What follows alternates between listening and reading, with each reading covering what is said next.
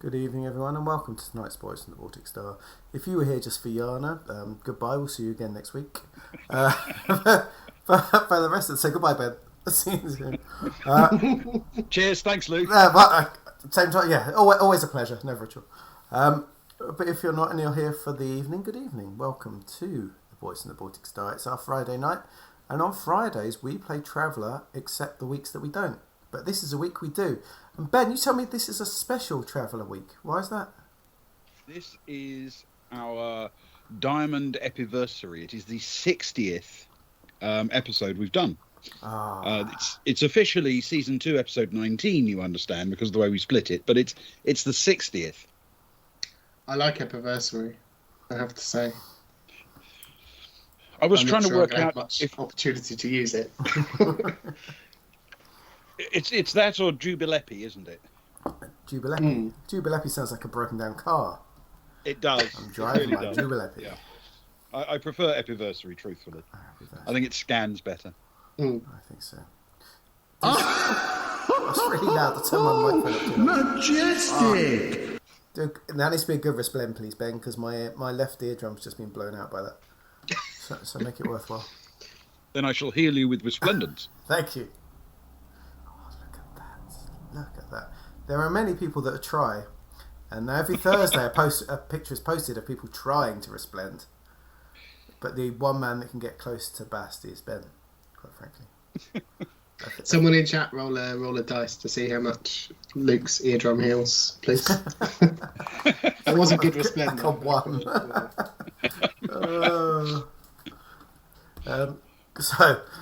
Yes, hello, welcome. So we're playing Traveller tonight, which is our science fiction ongoing adventure. Apparently we've decided it's going to last for another 60 years because Ewan's not happy. Ewan didn't like the fact that we're having our 60th epiversary. He got very upset. It's like, this isn't our anniversary, we've got to play for 60 years.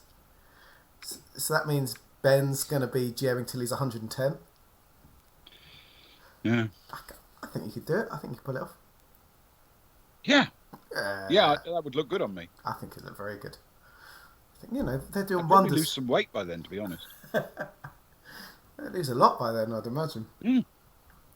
We'll be those role players that are shopping and you don't want to get stuck behind them in the queue because they're counting out every Imperial credit and paying in singles. How many? 17? 17 was that? I've got some coupons. Hang on.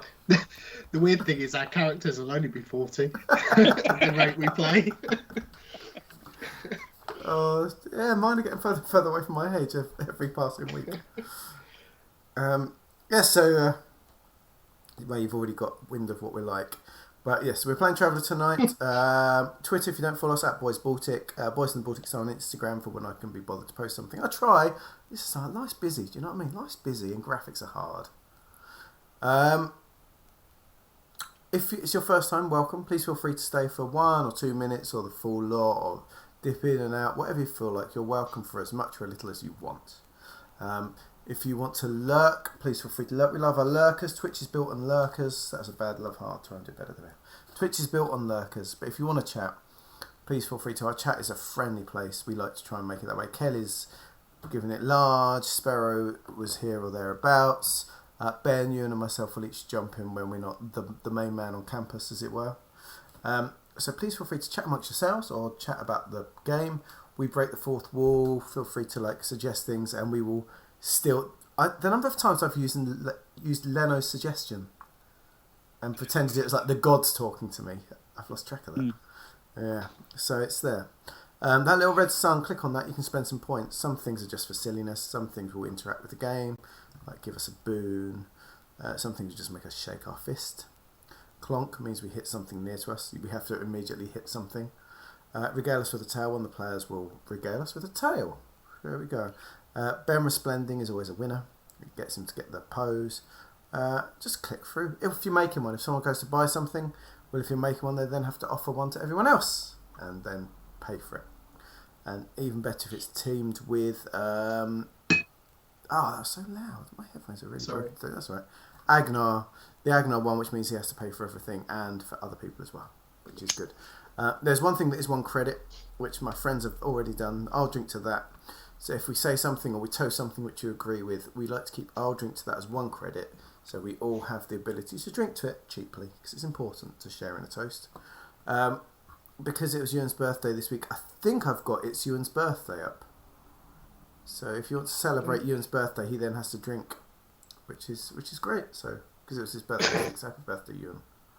It's going to end badly. Thanks, though.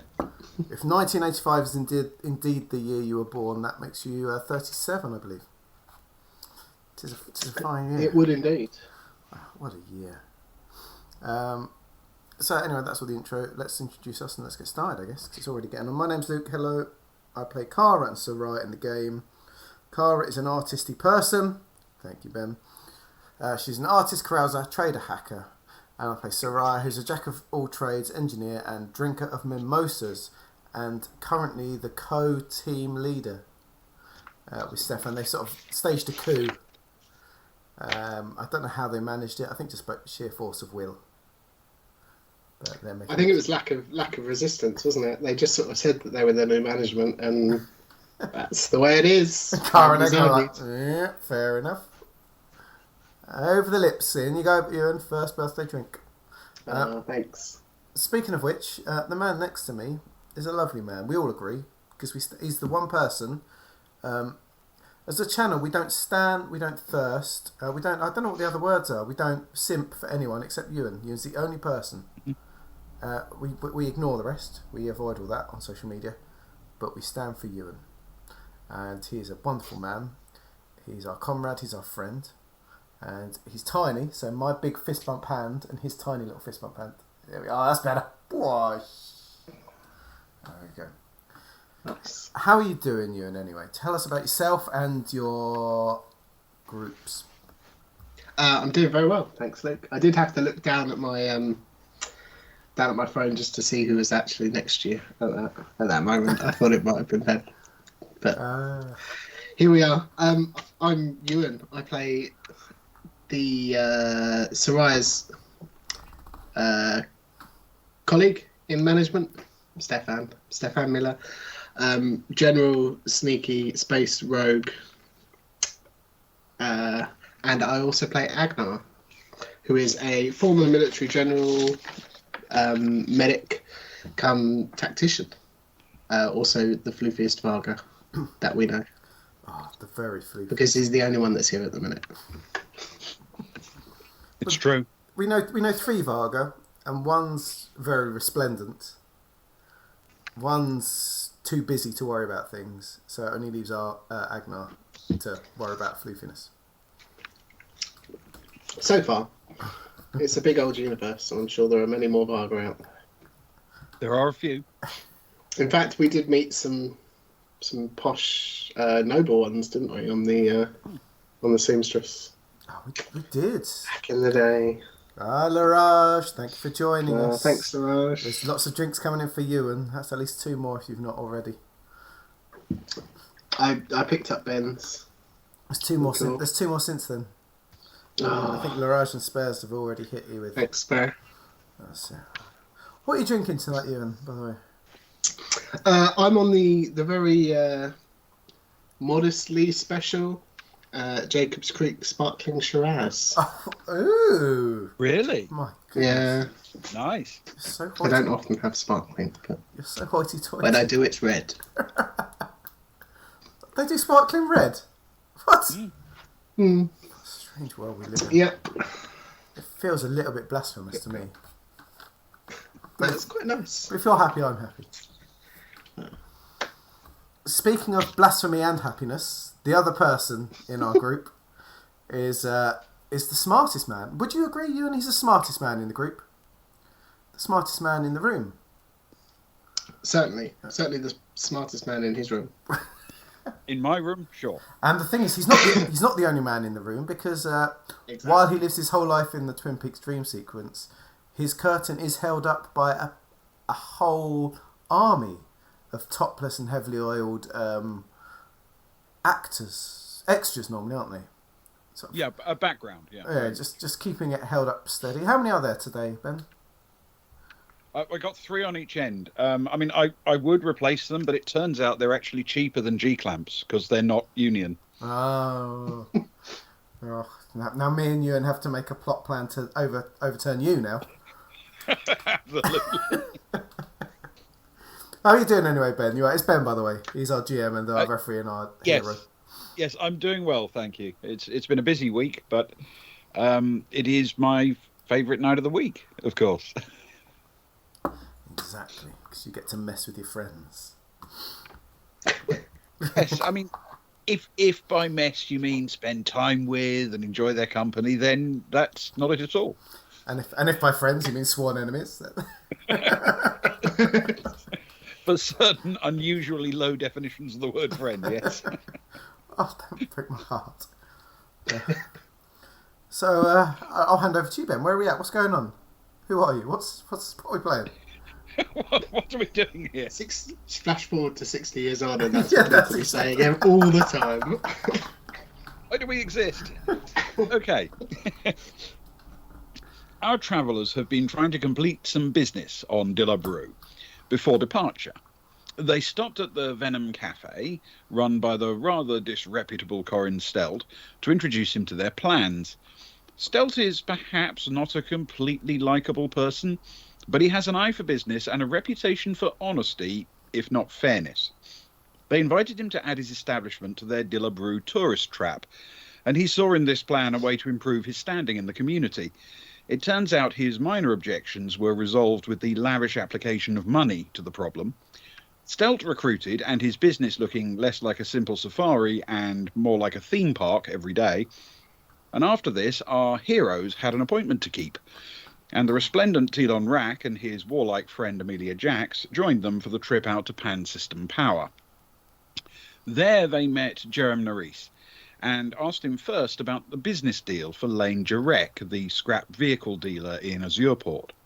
He agreed to smooth the way to a local deal if the travellers could get Jarek to set aside rare metals and alloys reclaimed from vehicles he scraps and purified for use in new equipment. These materials could be useful for PSP's projects, and at the moment they usually have to source them from off-world. After that, their conversation turned to robots, specifically those that were hidden at Bycrest. Nerys told them the robots were on loan. These are not the droids you're looking for. Move along, move along. Another PSP employee, Arden Keane, joined them for this part of the discussion, and they grilled him, for some reason, on the philosophical implications of artificially intelligent robots and whether they could be considered slaves, for some reason. Perhaps it was because the meeting was taking place in a garden and there was a chance Stefan was getting twitchy. It was as the conversation expanded to mention Garo Kavarian that Keane betrayed a sudden interest in the conversation's specifics, leaning forward and trying to nonchalantly ask what they knew of Kavarian. And that is where we resume the story.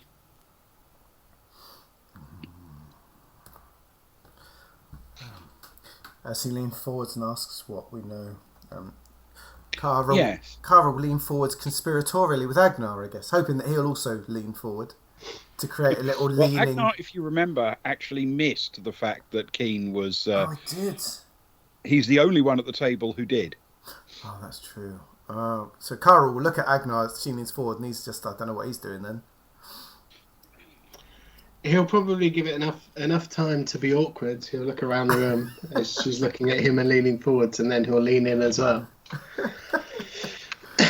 With no understanding why. Kara sort of look in his eyes and sort of like squint at him to try and see if he knows what on earth he's leaning forward for. Catch total blankness in his eyes. Yeah. Well, he's essentially... you raised Kavarian. Yeah, you mentioned his name. And he immediately... He said he didn't know Kavarian, but immediately leant forward very, very curious and said, so what did Mr. Kavarian want? Well, Garo, as we called him, our friend, our shared friend Garo. I believe that his palatial home took some damage from a PSP accident.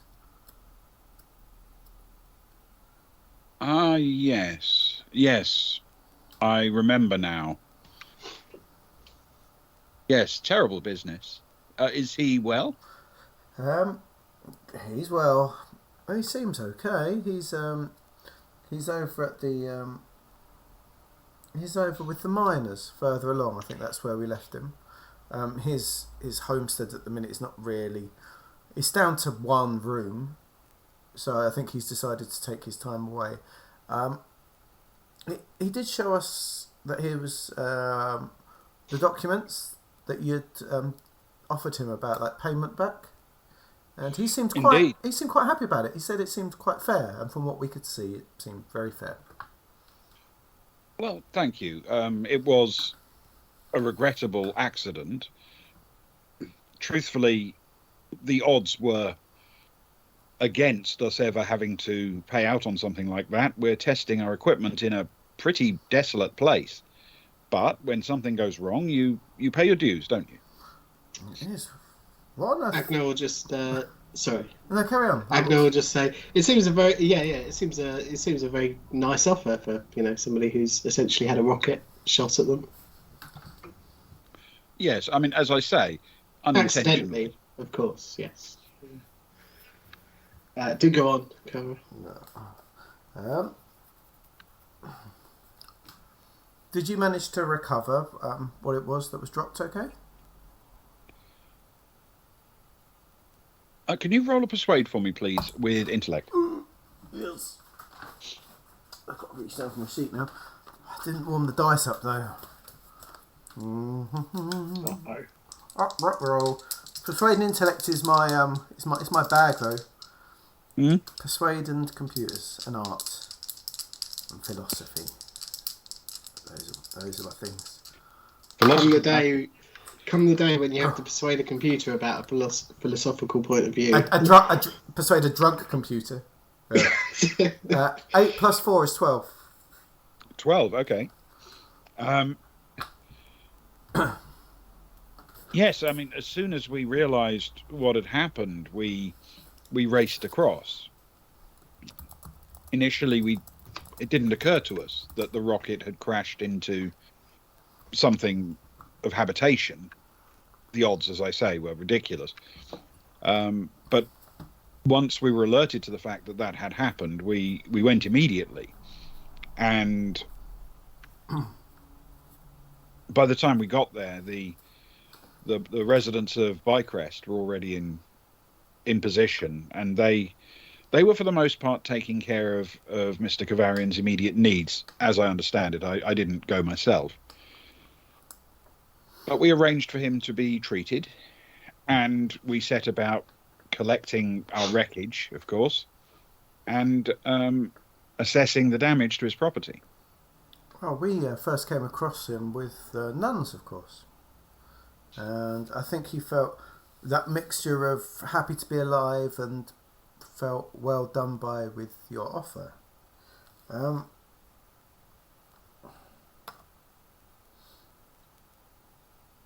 I take it for you guys, the rocket dropping onto that was as much a shock for you as it was for him. When it was an engine test, you understand. When it initially failed, there was no sense of panic.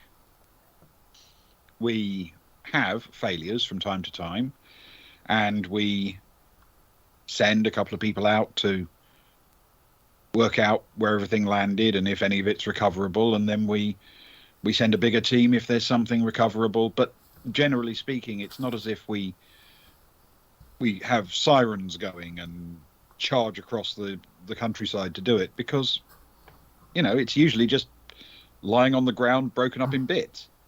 This was an unusual case, and we'd never tracked where Mr. Kavarian's place was.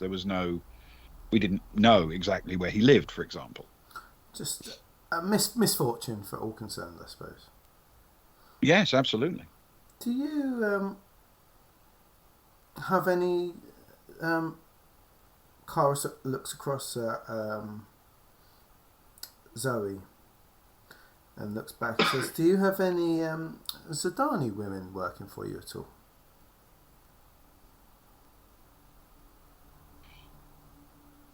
Okay. All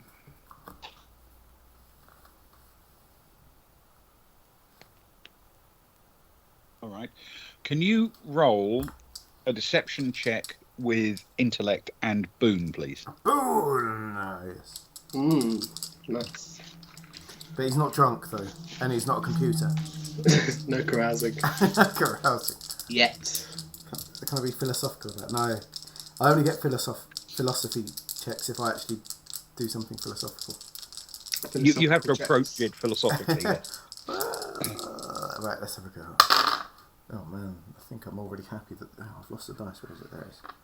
Oh, that doesn't make too much difference. It's a 433 plus 2, so that is a 9 in total. Okay. He immediately says, "So Dani, no, of course not." And you notice that Nerys, sitting next to him, looks genuinely surprised at that answer. Like, what?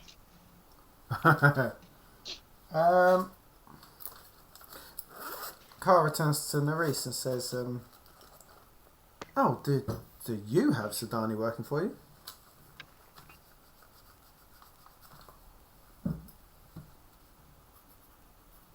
There's a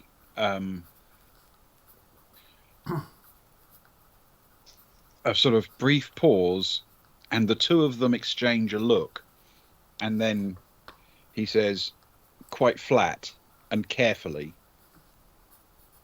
"As far as I'm aware, no Zodani work here."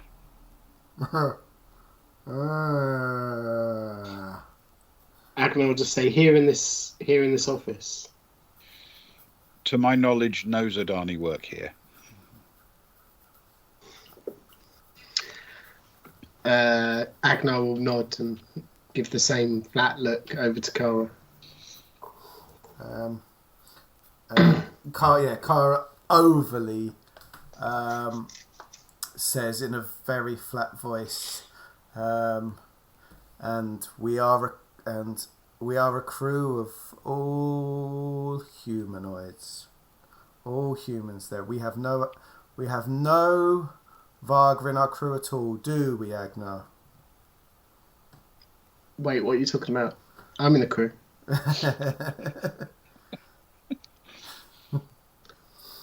Clearly, that's not true, Kara. I thought, and I don't see how it's relevant to this conversation. I thought just by saying it flatly like that made it so. Surely, Agnar, it seems like that's the way. If you say it flatly, it's true, right? Surely. Yes. Yes. No, wait. No. No. You nearly got me. Yeah. Okay, I think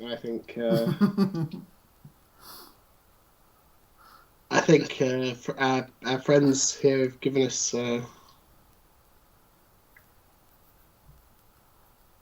enough on that point. Unless you've got any more questions, Karen. I do have a thought. Kara, can you make a philosophy check for me, please? Oh, please, I've been waiting all month for this. If you bring it up enough, Luke, it'll happen. What do I need to philosophize about? Well, I was thinking it's philosophy or it's visual arts. Ooh. Oh, I'll take visual media. Okay. I'm a great philosopher, but I'm a great visual artist. This is why you never get any philosophy roles. You get offered them. Nah. Take the other option. I'll do art. And this will be with social, please. Okay. Sorry, Spaz, I ruined it. With what? With education, did you say, or intellect? Social. Social. I can't turn it. I can't turn down a visual media check. I'm sorry. But it's artistry, but with a sense of philosophy about it. I've basically drawn that this is not a pipe as a picture. Yes. I just held it up. Or the tram cart is what I got. I tell you what. Stickman tram carts. You can tell we've got a fan base going because I'm getting the offers of boobs getting thrown at me right now. I feel like a 1960s crooner. This is great. Right, let's have a roll. Oh man, roll of the month. +3. 15. 15. Yo. Never run out of dice. Cara is extremely well attuned to the look of things. Yeah, well, she's not attuned to weapons. And if Keen had been just sitting in a bar and she'd walked up to him and they started talking, before she knew anything about him, she would have thought there was a fighting chance that he might be Zodani. Ooh. Something about his look, his mannerisms, his voice, something that she spots. Okay. If I mean, he may not be Zodani, but he's Zodanish. There's a sense of Zodani culture about him. Cara turns to Keen and says,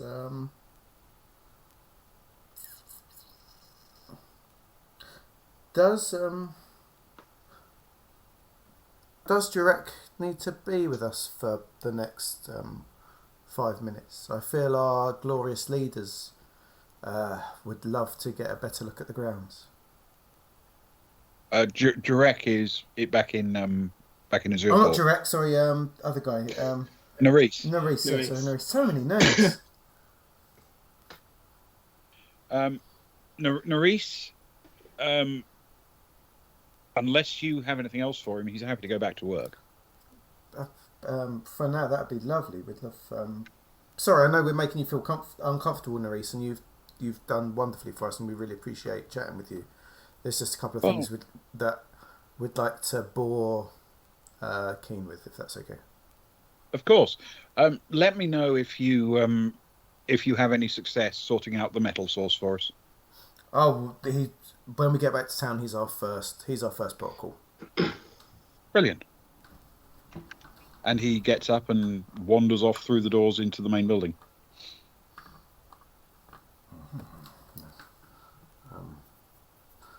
When he goes, how are we going to do this?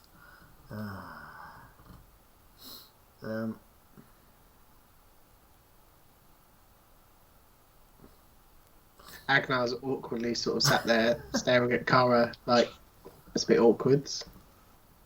Could have just asked him. I mean, he was sat right there. Excuse me, other person in the room. Do you mind if that guy leaves? Oh, Agnar. Agnar's so adorable.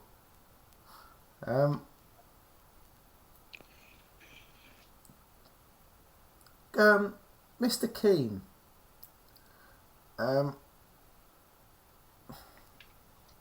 You may notice that we travel in the presence of a Zodani woman.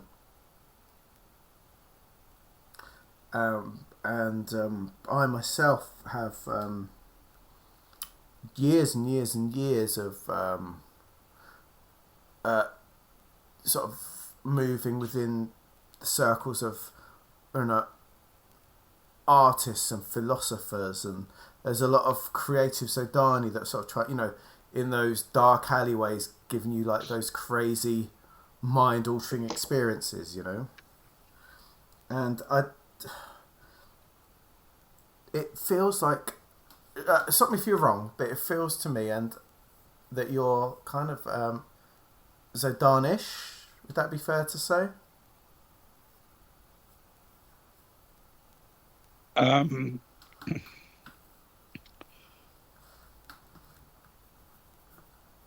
Okay.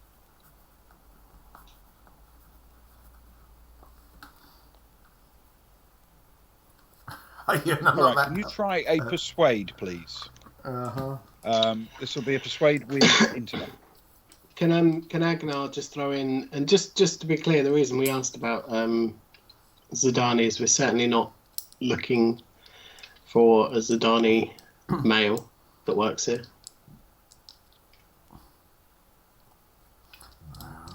Yeah.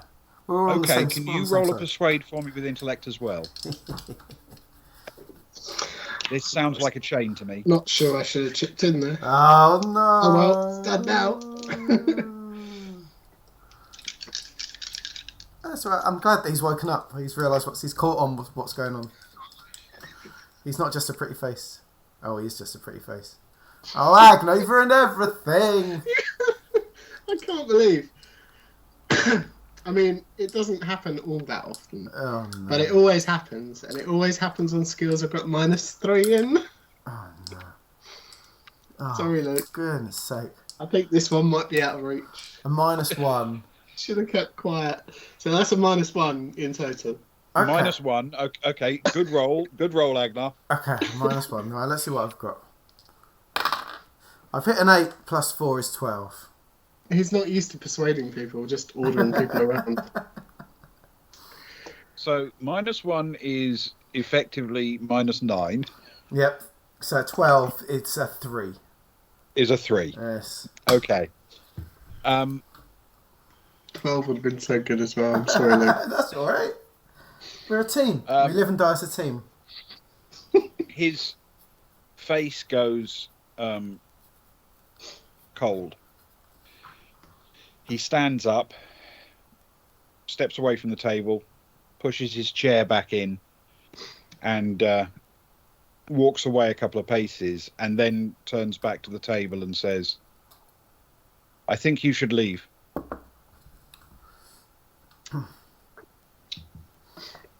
Well, I'm sorry if we've offended. We certainly didn't mean it.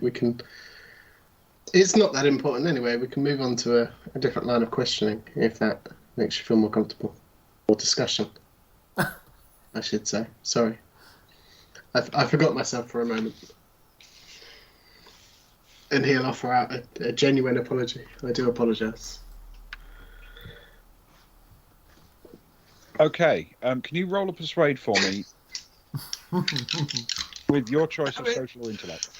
Oh, well, that's much better. At least the social gets me to a social. -1 on the roll. And I've changed my dice, which is good. So I rolled a 10. -1 is a 9. Burn those other dice. Yeah. Off They've them gone straight to my dice rehab zone. Right. Offer them in our summer of love as a prize. He stands there for a moment.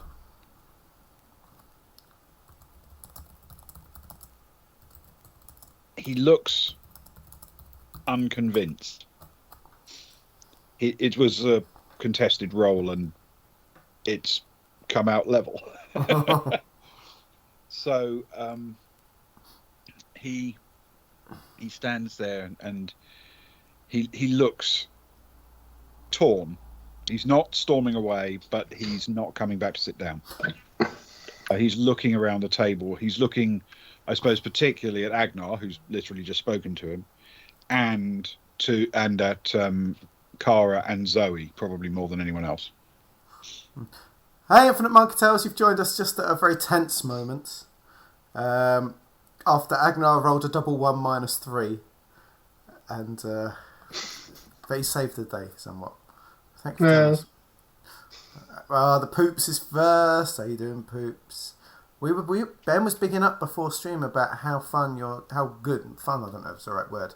How good your stream was. That's what he said. Not fun. He said it was very good.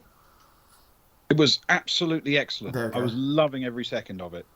It was full of character and intrigue and mystery, and I'm afraid I had to dive out before the end, but it was brilliant. Rasinka, Croy, the Pirate. Hope you're all doing well. Croy, I've been playing No Man's Sky VR the last couple of weeks. I haven't played since the last update, and big ships keep appearing above me when I'm on the planet. Freak me out. the Bong Master.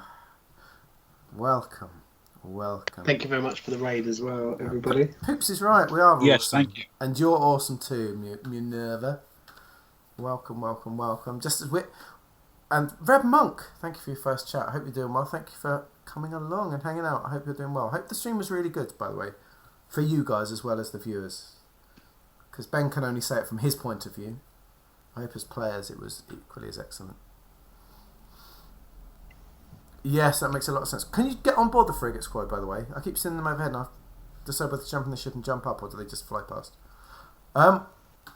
You join us at one of our patented Baltic-style awkward moments. It's been a struggle. It's our go-to. Where Ewan and I go very socially awkward at trying to work out what on earth we're going to say when Ben brings up an awkward situation. So roll with us for a second. I feel it's more of a whose turn is it this time? So to make a bad mistake. Yeah. It's essentially the guy got up, invited you to leave, stormed away, based on what had been asked of him. That was there a Zodani connection for him? Oh, Poops, you legend! Pause. Sorry, we have to shout it out. 5 tier 1 subs from Angie Poops. You ledge. Thank you very much. Angie Pops, thank you so much. You're too good to us, guys. Thank you. I've got your stuff I need to post to you, Pops. Poops. Poopy. I'll do it on Monday or Tuesday, okay, when I get to the post box. It's all in the envelope ready to go. I just need to post it over. No, I posted it! You I posted to. Someone else I didn't post it to. Yours should be on your way. Sorry.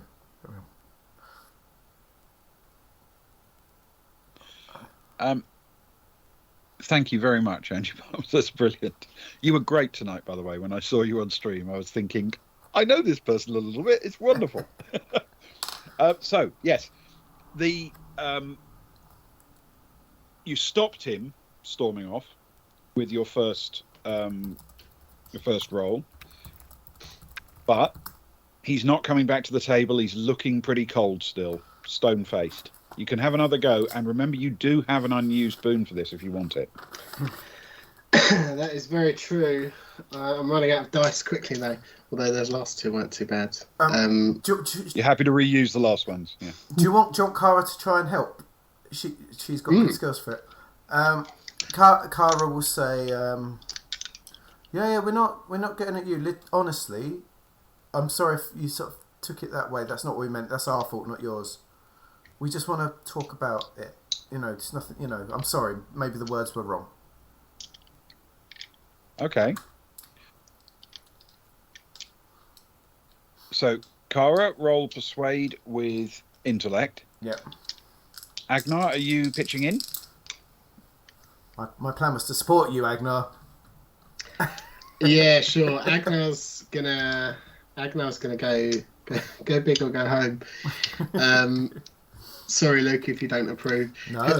He'll say the reason we're asking is there was a visitor to Garrow at the sanctuary who was a female Zudani. She claimed to be his sister. Isn't that right, Kara, at the time? But I don't think he actually has a sister. We were just curious as to what her involvement with Garrow or with this situation. It might not even be linked to you, but that is our reason for asking. We meant no offence. All right.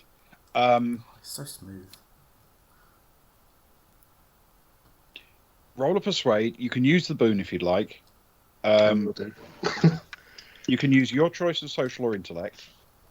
Glorious. Thank you, Ben. So we I'll need chaining. Kara with persuade and intellect as well, please. Yep. On it. Dropped one. 7. And this is going to have to be good. Well, 7 plus 4 is 11. Okay. Hopefully that helps you.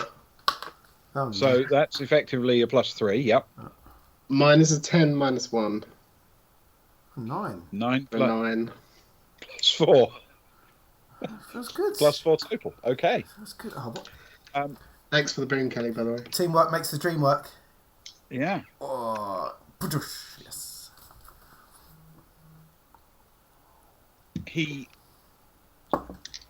looks back and forth between the two of you. Like he's trying to assess what you mean and what you could really be asking, what the subtext is behind this. Subtext for cowards. And then he fixes Zoe with a stare, as if he's silently asking her a question.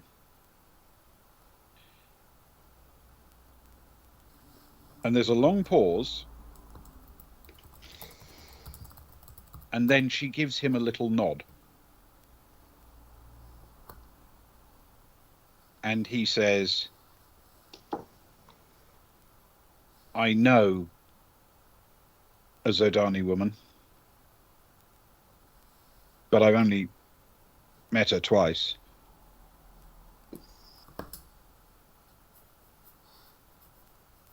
I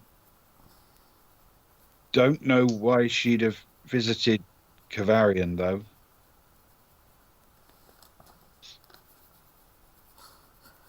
Okay. Would you be comfortable in divulging more about her? Does she work here?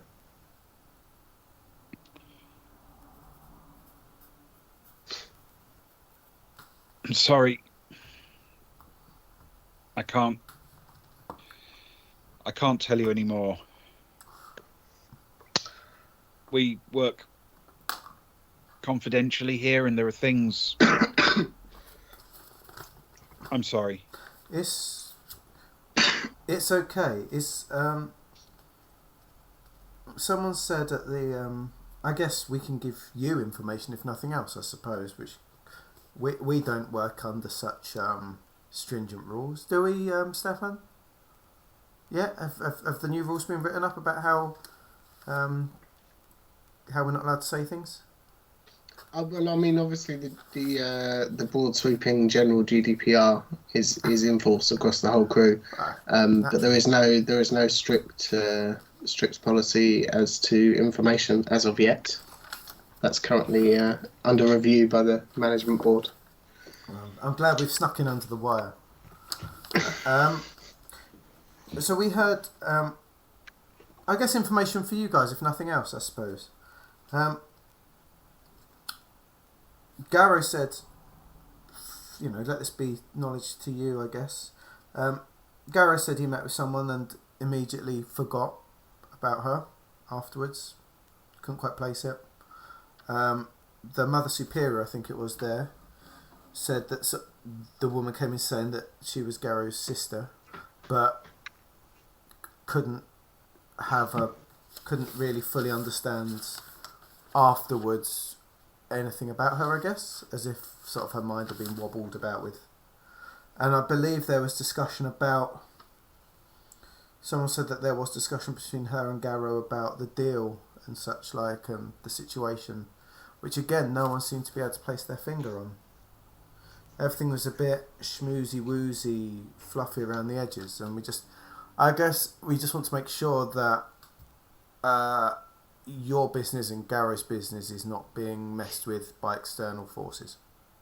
I mean, it was probably 10 hours prior to us finding out, and nobody could give us an accurate description of the woman. Yeah, it almost seemed like things were getting greyer in their mind by the hour, almost, for sure. Which, if I'm honest, piqued our interest more than anything else. Yeah, which is why we brought it up.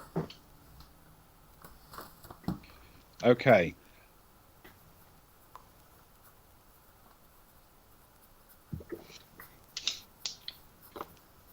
He's listening to what you're saying, but he's staring at Zoe. And the two of you are obviously watching him, but other people at the table are looking back and forth a bit between him and Zoe, wondering why they've locked eyes.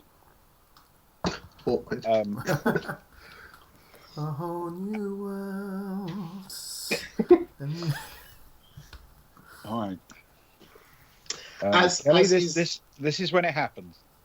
As he's staring at Zoe, Agnar's staring at him, and he's just thinking in his head as hard as he possibly can. Can you hear me? Can you hear me? Can you hear me? Can you hear me? To seeing if it were, there's like if it's like an open open channel frequency, yeah. It's more literally the way you think. In that sort of pause, while he seems to be deciding if there's anything he can tell you, Zoe makes a persuade roll with Boone. With Boone, yes. Nice work. Her mechanism for persuasion is that she carefully, very slowly, quite deliberately takes out her handgun and places it on the table facing him. Oh, classic Zoe. Don't go changing. Without taking her eyes off him at all. And he sees this and he sort of looks like he's just beginning to shake a little bit. And then it's as if the will leaves him. He slumps a little bit. He looks away from Zoe, back to Agnar. And he says, You guys, you're Imperium. Right, I mean, you're loyal Imperium.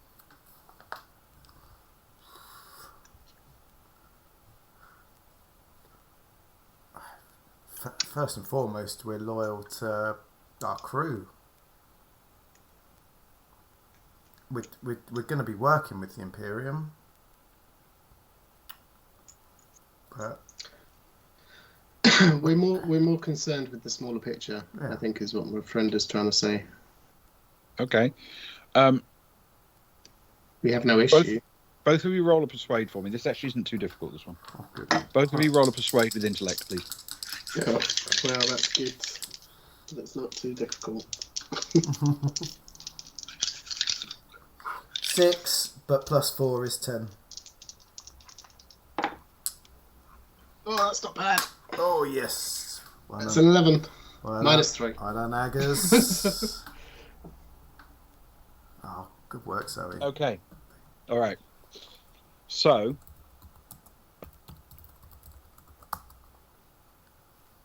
he says, I can't tell you much.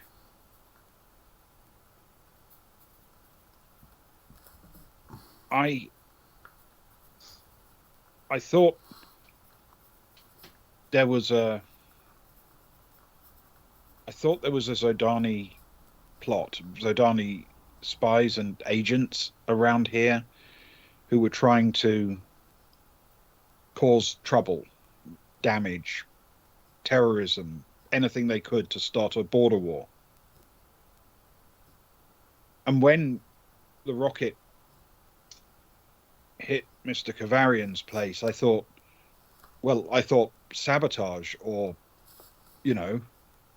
this could be it. This could be the first really big moment.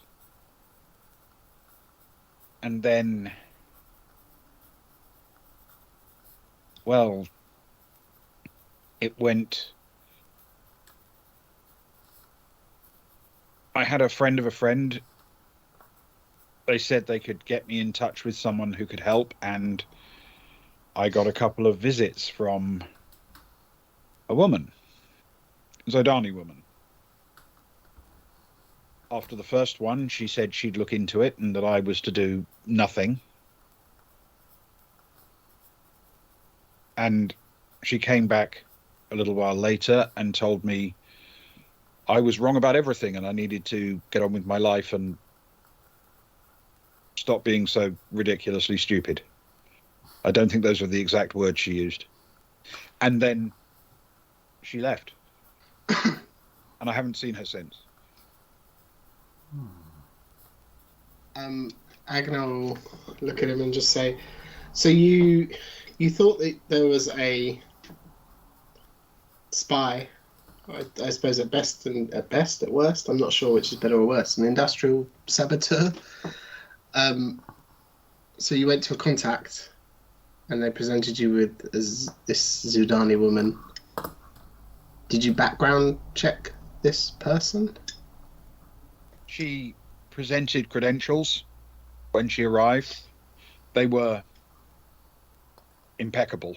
They were of the very highest recognition.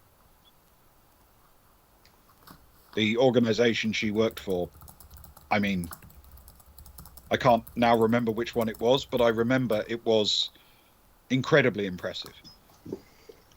And you have copies of these, obviously, digital. You know, it's not just a memory in your brain.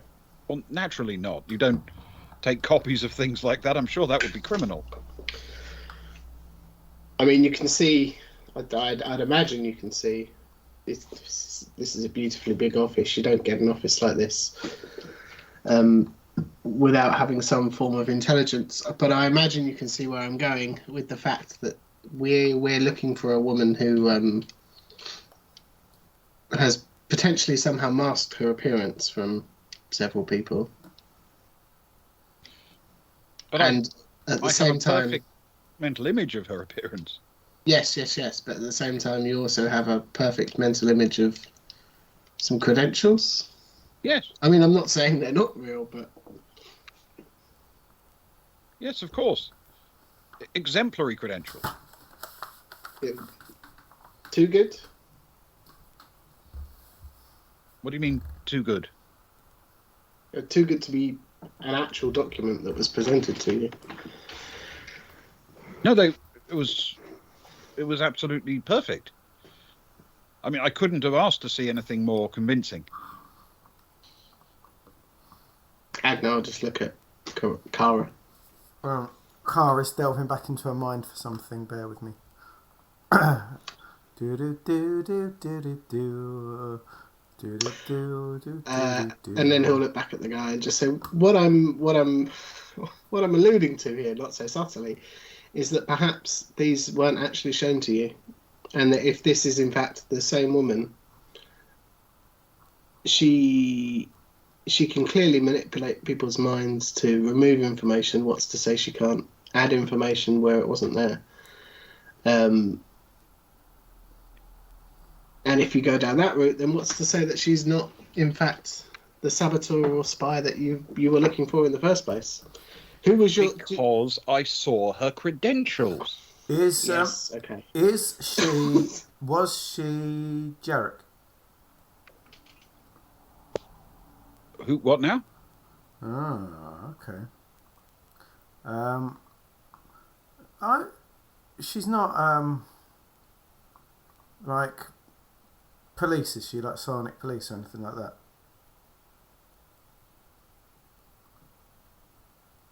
No, of course not. Psionics are illegal in the Imperium. Gara smirks. Says, well, of course, and her credentials were exemplary, of course. Outstanding. Yes. The very best. Of course. I'm sure she told you that herself without even opening her mouth. She winks at him. She didn't need to tell me the moment I saw them.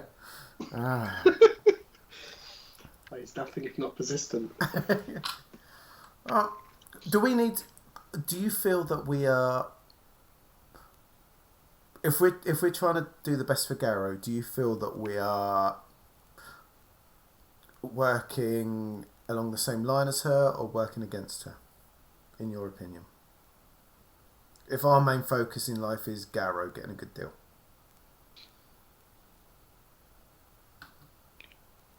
I can't imagine anyone of her position would really care that much about Mr. Gavarian, to be honest. Just a bit of flotsam in the ocean, as far as she's concerned. I suppose if she was moved by my original request, she may have interviewed him to find out if he'd seen anything suspicious or anything that could support my suggestion, but as I say, when she returned, she told me there was nothing to think about, nothing to worry about. Do you have many saboteurs trying to mess up your stuff? we've had the normal kind of occasional physical break-in, usually people looking for valuable commodity or product. Occasionally, industrial espionage does happen, but not at this facility, as far as I'm aware. The thing we're always on the lookout for, of course, we do supply quite a lot of military contracts. So we have to have a quite significant level of security for that. Again, I don't think we've had any such trouble here. Do you provide for the Imperium, for like the Navy and that, or? Yes.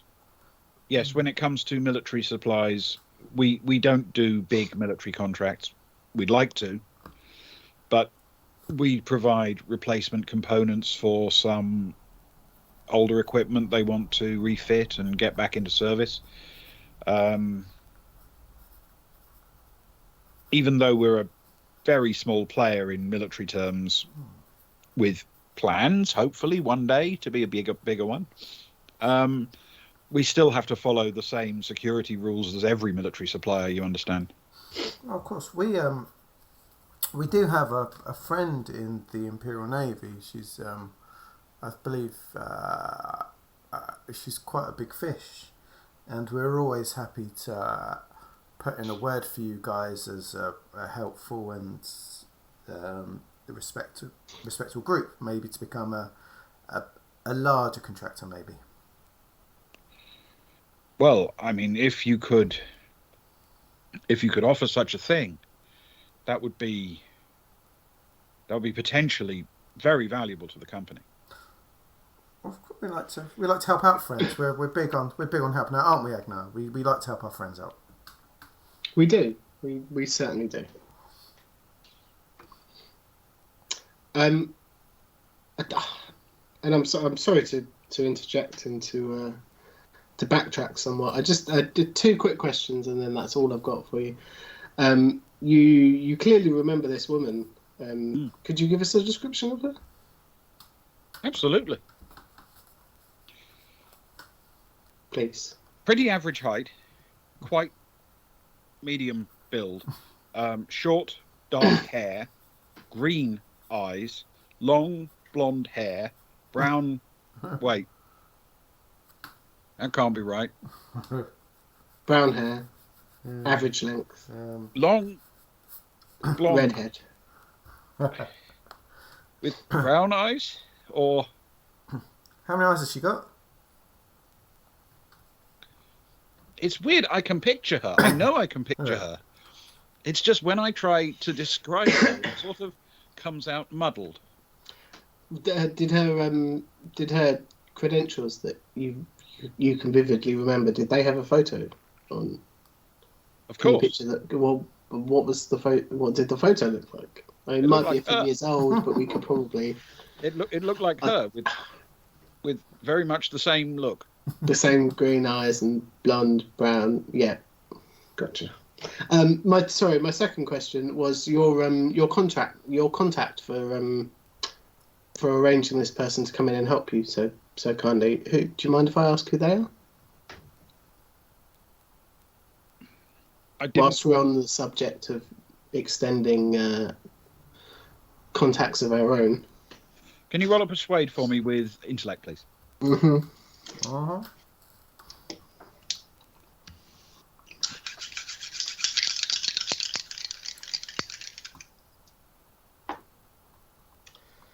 That's an 8, which is pretty good. -3 is a 5. Okay. He Started so well. he looks slightly apologetic about it, but he says, "I'm sorry, it's a confidence. I can't give it up." Well, that's understandable. I suppose we will do what we can, won't we, Cara? When it comes to naval contracts. Of course we will. Of course we'll do our best. We know who we can talk to. At least put the name out there, especially as you're helping our local friend as well. You don't happen to have a name for this Sodani at all, do you? The one who you remember so vividly. Of course. Yeah. You don't think I'd have discuss sensitive information with somebody whose name I didn't know. Well, are you willing to share that among friends? Yes, that I can tell you. Yes, I'm sure you can. Began with a J, I think. Was it a P? Might have been a P. PJ. Ah. There was definitely a K in it, Okay. or a D. Got it. One of those, or an L. To anyone who just joined in, welcome to the Anagram episode of the Boys from the Baltic Star. This is TTRPG Wordle. You've been very helpful, to be honest, and I'd assume that's all that you've given us a lot of letters to ponder on and a lot of appearances. You've narrowed it down. So no one with very short blonde hair or purple eyes. They're probably not of average height, medium build. If we were going to pop in to see Garrow, before we leave the planet, is there anything you'd like to pass on to him? My best wishes, of course. I hope he's doing well. And anything to the miners, if we shoot over there, because he's staying with them at the minute?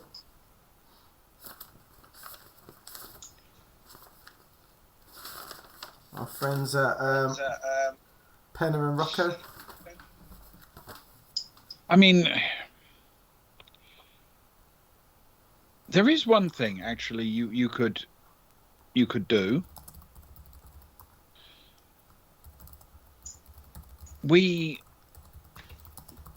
would like the opportunity to show our appreciation to the Bycrest miners.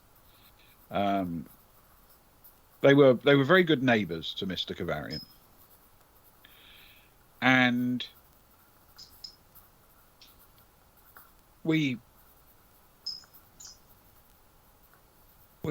come to appreciate that sort of thing. But I think if it were possible, we would very much like to arrange a dinner, perhaps, now that Mr. Kavarian is back on his feet. If you would pass to all of them that we'd be very happy to have them here for an evening, for a nice meal, tonight or tomorrow night, whichever is convenient, we'd love to have them here. Oh. Would that invite open out to some grubby outsiders, potentially hobnobbing to some military powerful types? Oh, we would be upset if you didn't join.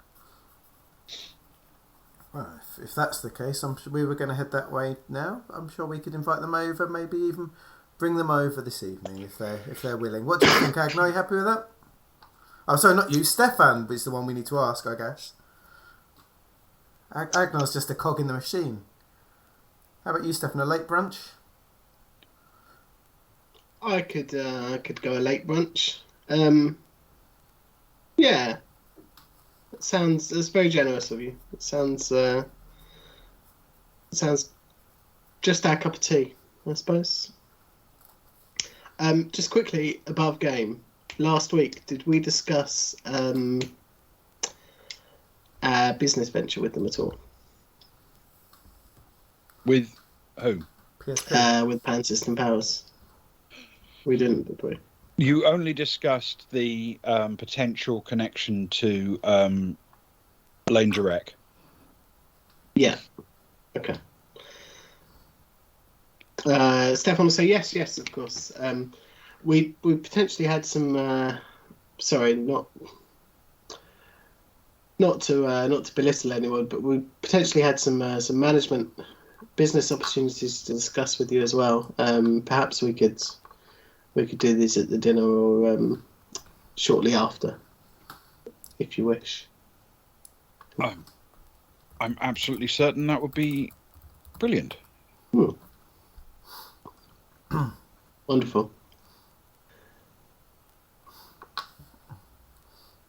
Wow. Was there anything else that anybody had? Any other questions for our friend here, or can we let him get on with his busy day? Well, I'm sure he's a very busy man, and we appreciate that you've offered these 15 minutes to us. It felt like hours. Yes, he's still looking a little bit shaken and but he smiles and nods and wishes you a safe journey and returns back to his building. Carl returns to Zoe, and when he's gone, she sort of, in a low voice, she says, no psionics, huh?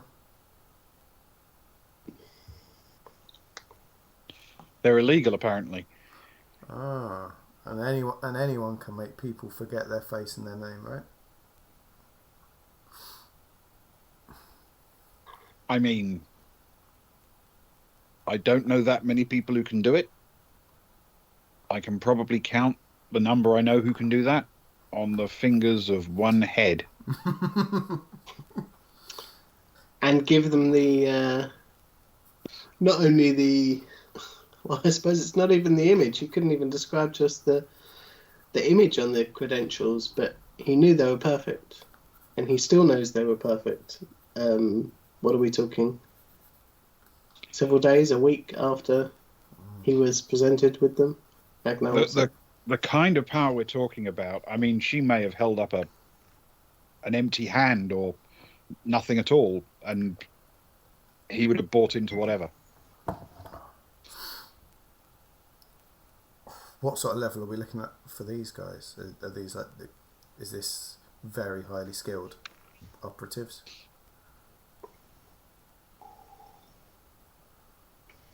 They would be extremely unusual, and it would be very rare for one to operate outside Zodani space. Mm. If we're talking that rare and that niche, I suppose, I'll say, who do we talk to about getting a name? There must be somebody, who runs in those circles and sells information. I mean, yes, I know someone we could ask, but you're not going to like it. If we wanted to. Oh, don't make it. It's don't. Not. It's not. Don't it's not, you dare, Ben. It's Someone's not. already fucking with us too much. It's not. Oh, she was very upset tonight. It's not. It's not Fess, is it? I would sanitize the information of anything that might come back to bite us, and I would ask March Temple. Oh, thank goodness for that. Yeah. Yeah, I mean, is there anything that might come back to bite us as of yet? I genuinely don't know enough about what's going on to know what could come back to bite us. Very good point. But I would ask her. Because this is not. At least she's on the inside of something. Mm. She might be willing to cooperate. She might be willing to help. That's true. And we left the last time we left. The first time we left her was not on good terms because it was on the side of a mountain with a broken leg. Yeah, it was. But the last time we left her, I think, was on pretty good terms. She might be willing to chat with her. I think we grew on each other, like mould on a plate. Mm. Yeah, I mean, we certainly wouldn't. We have a charm. We win everyone over to us. Expect anything for free, I suppose. I would strongly recommend that when you get to that conversation, have a boon or two in your back pocket. I mean, we'd try for free, obviously. We've got. We certainly wouldn't expect it. We've got a lot of fish and some gems. Mm. She may like fish. Well, she's from Geeka. She was on Geeka. She'll be missing the fish by now. She's sick of fish by now. Is the other option. Oh, thanks. Yes, herring stream. Exactly. I've got some shark in there, I think. But she loves shark. Thanks, Zoe. I think you're right. We've got some contact with her, and I think it's probably a good call. It's just one of those people we try and put it off of, Anyway, I suppose we'd better head over to Bycrest to invite our friends to dinner, I suppose. Excellent. We've got any on the way there? Do you want to? Have we got contact details? I'm sure you can look them up, Cara, for that dealer. Yeah, I was thinking about that. We'll make that call And just let on the him- fly. Yeah. Let them know what the offer is, or that there's potential for a bit of give and take there, I suppose. I'm sure he's got his. I'm sure he left a card in the glove compartment like any good second-hand car dealer. If nothing else, yeah. If nothing else, we must have some contact details somewhere. Rack, do you have his contact details at all? When you bought the vehicle off him? I've got his card, yeah. Cool. Are you happy to drive us over to Bycrest and I'll give him a call on the way? Sure. Fantastic. Is that what we're happy with, you? Yeah. Yes, sorry, definitely. Cool. All to the mind. Let's hope they've got more Rockthol and whatever suspicious food they were cooking for us last time. All right, so you're going to call up Lane Jarek Yes, please. on the journey. All right. Yeah, please. Who's making the call?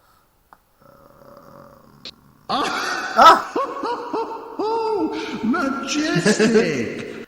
Ben is A very going to- surprised person is making the call. Possibly deaf and surprised. Yeah, definitely These surprised. are even by better now that they actually cause Luke physical pain. This is wonderful. I turn them there's down for a something while. somewhere your levels are So wrong. messed up. I turn them down. I They like turn it. themselves up. They were okay for the last month. This week they've gone mad again. How are they on stream for anyone in chat? No rush, but at some point it would be good to know that you're not all getting deafened as well. And these headphones are my backup ones. So there's no bass to them. They're my rubbishy ones. The other ones were better for music, whereas these are all tinny. So it's just really, really loud. Yeah, I thought they might be loud. I'll tell you what. Majestic. I'll sort them out for next week. They are noticeably louder. What's the thing called again? I'll sort them out during break. How about that? Let's not mess around for now. Okay. Cool. Yeah. There's no. All right. So you're calling? Yes, please. Who is it who's calling, sorry? A car will call, I suppose. Carl. Okay. It's just a moment or so, and Jarek picks up. Hello. Hey, Mr. Jurek. This is Cara from the Baltic Star Posse. How are you? Well, thank you. I hope I can tell you something. Maybe we can provide you with a bargain rather than the other way around this time. We've just come out of a meeting with PSP. Oh, fantastic. Good news, I hope. I hope so. We bigged you up. We told them all your good points and how hard you work and your positive vibes, and they're happy. They're interested in doing a local deal with you, as if you're willing to separate the raw materials from your scrap and can work out a way. I'm sure this is like Dragon's Den. You might need to sort out the details between you, of course. But if you can sort out the raw details from your scrap and deliver them on a quick turnaround, they're willing to sell you components straight directly from them at standard price. So no more going around the houses, no more paying over the odds to bring them in from off planet or out system. They will deal directly with you.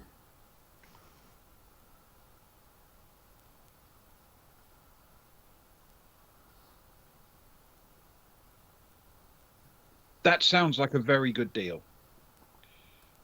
I'll need to work out exactly how much it will cost me to put in that kind of facility, or if I need to send components off and have them broken down by someone else.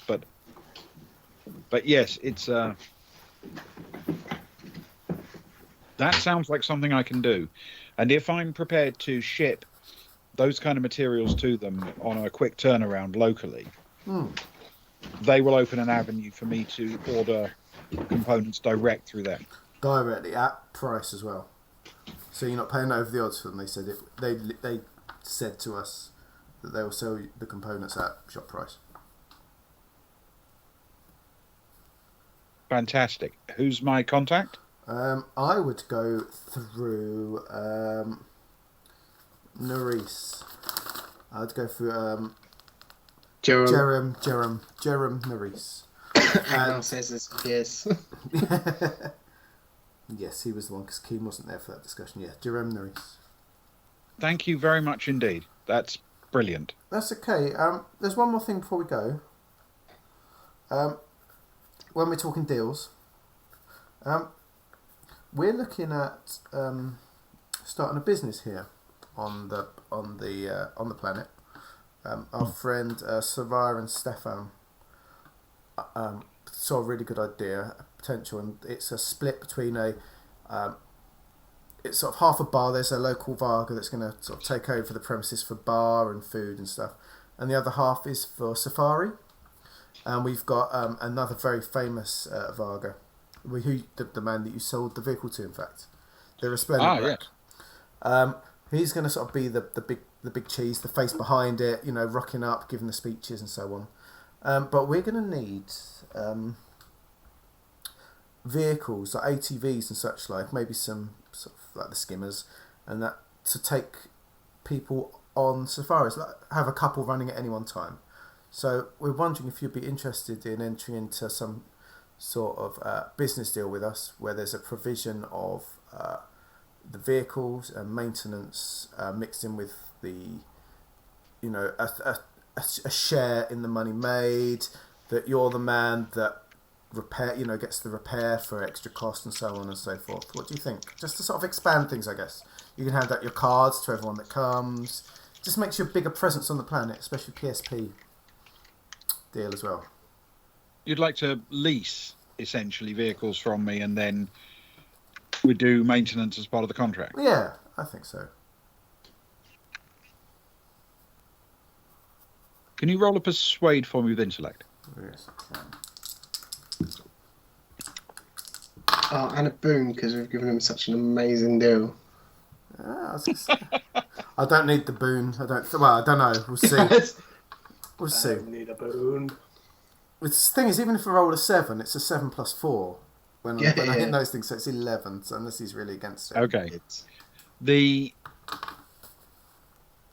His brain immediately starts working. You can almost hear it ticking over the phone, and he says, "It's good. I've got a lot of space here.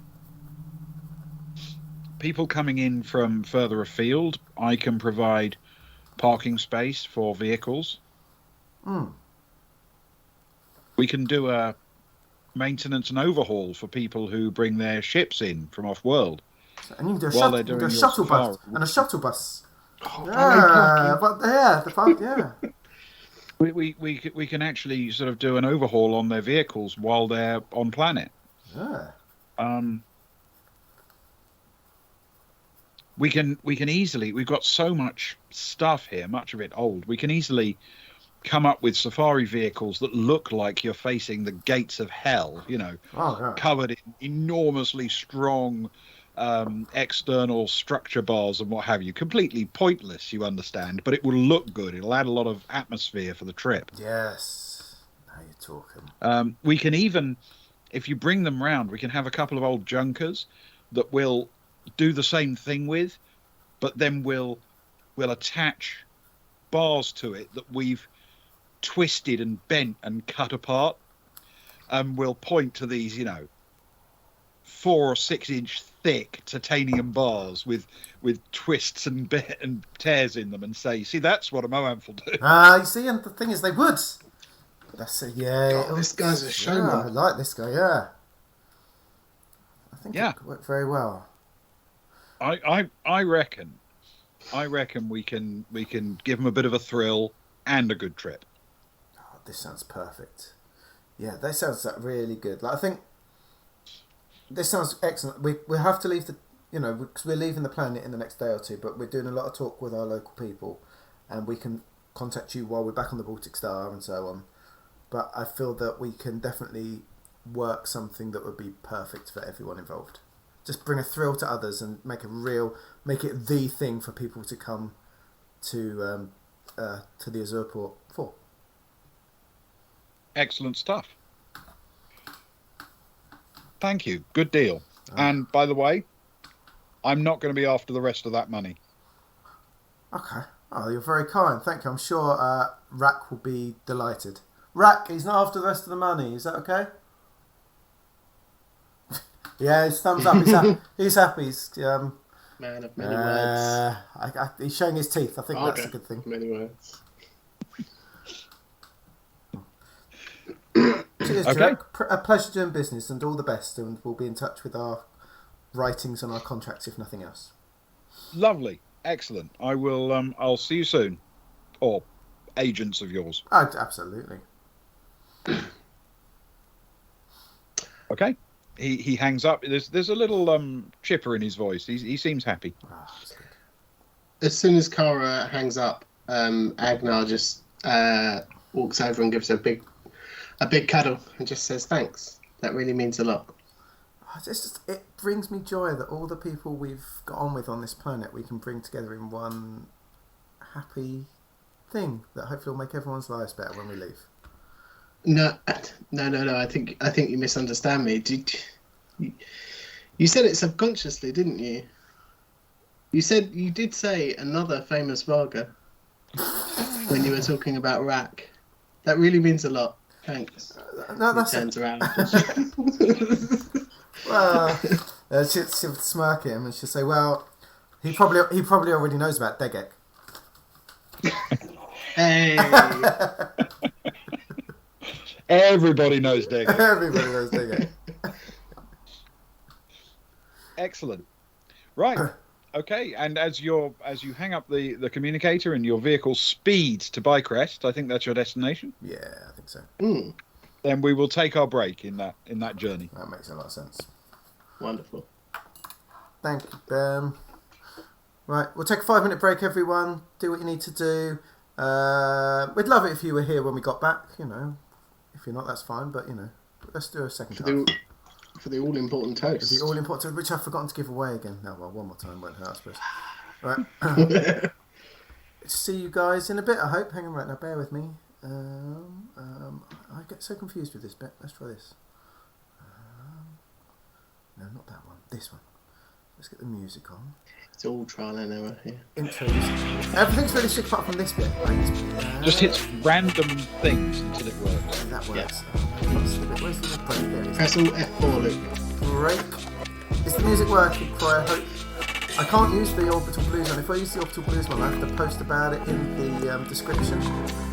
Because that's part of the deal using that one. So Yeah, the music's up, Luke. Yay! We are right. I think that's everything. Right, goodbye, everyone. See you in a few. Right, we're off.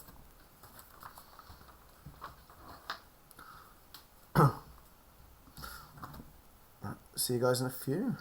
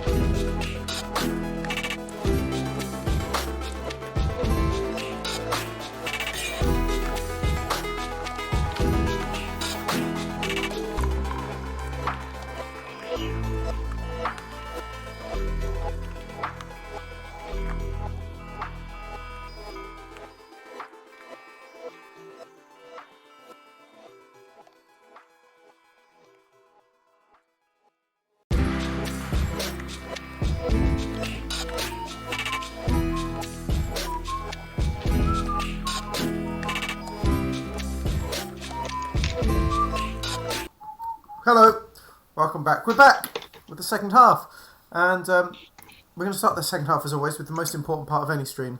It's a toast to our beloved and fallen comrade. Ben's already assumed the correct position. As you can see, the mighty Greyhill Bast had tremendous forearms that were resplendent, quite frankly. The only man we know with forearms anywhere near as close is Ben, and who is displaying our mug, available in our spring store. It's a beautiful thing. I do like that. It is a beautiful thing. It's a beautiful mug. So the rest of us that aren't Ben or Greyhill need to strengthen our forearms like some kind of bug. 4 arms and 2 legs, literally like an ant. And so for the toast, I want us all to hold our toast glass as Bast would, to strengthen those forms. That's how he got his arms strong, because whenever he toasted, he held it out for the entirety of the toast. And on his planet, the toasts were long. They would run on for an hour or 2 hours sometimes, especially at a wedding. And you could do one wedding with one arm, and then the other wedding with another arm to keep both arms strengthening. So this is going to be the last time I do it for a while, and I wrote one last final poem, which I hope people will feel moved by. It's to Greyhill Games Legends. Thank you for joining us. I hope you're doing well. Absolute pleasure when we see you rock up. Yes, you've just in time. Your timing's so good, mate. Your time's so good. So it's one last poem I wrote. It's a very special one, and it came from my mind, and I was thinking about Greyhill when I wrote it. So if you bear with me, it's quite an emotional thing. Okay. Oh, Greyhill, Greyhill, how was I supposed to know that my glass wasn't full? Yeah. Oh, Greyhill, Greyhill, I shouldn't have let you go, and now you're down the end of the bar. Show me what you want it to be. But tell me, Greyhill, because I need to know now, because my emptiness is killing me. And I must confess, I'm still thirsty. When I've got no beer, I lose my mind. Give me a pint. Hit me, Greyhill, one more time. To the late, great Greyhill Bast. Greyhill Bast.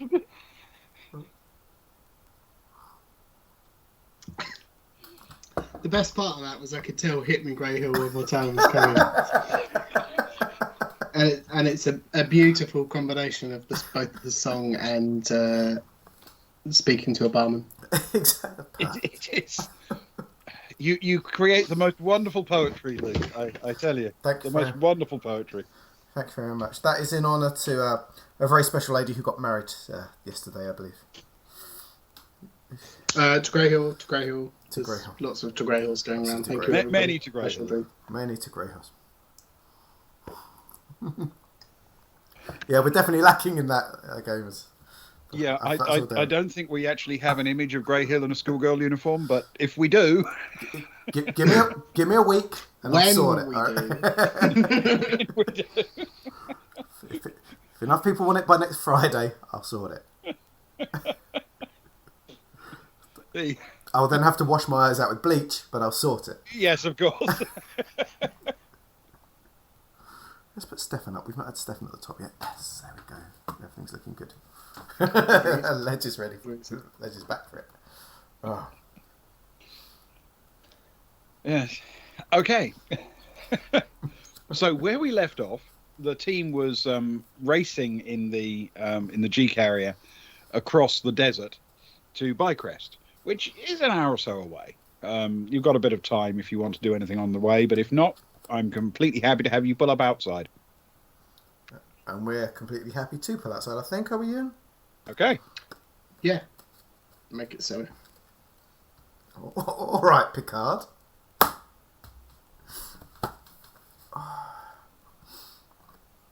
Okay. We have a layout that you're familiar with, the canyon with the fence at the front and everything inside. By the time you've pulled up and clonked your way out of the vehicle, it's not the quietest of equipment. Tim! Sorry, we had a random Timming from Fids who's just turned up. Tim! In the middle of the desert. Tim, where are you? I'm thirsty. Tim! Echo. Tim! Welcome, Ducky. All of a sudden, rocks start falling from the cliff faces above because Kara's shouting out Tim too loud. Great. Thanks, Socks. Oh, you missed a good toast as well, Socks. You'd have enjoyed it. It was Britney related. It was. It was. Yeah, it was excellent. It really was a good one. Probably the best of the lot, I think. No. Come on. It was kind of... Nice way to say goodbye to that phase. So, we'll be back. Rocco and Penna actually come out to meet you in the sort of canyon itself, and so does Gareth. He comes out. Big smile you can see on his face behind the transparent portion, that covers the entire face of his mask. That was so loud. I forgot to turn it down during the break. Sorry, I got so excited. There was a lot of planning, to be fair. A lot of poetry writing. Nuclear Winter as named an NPC. Good to have you on board, Nuclear Winter. Piggles. Oh, Piggles is a good name. Piggles is a good one. I'm looking forward to Piggles.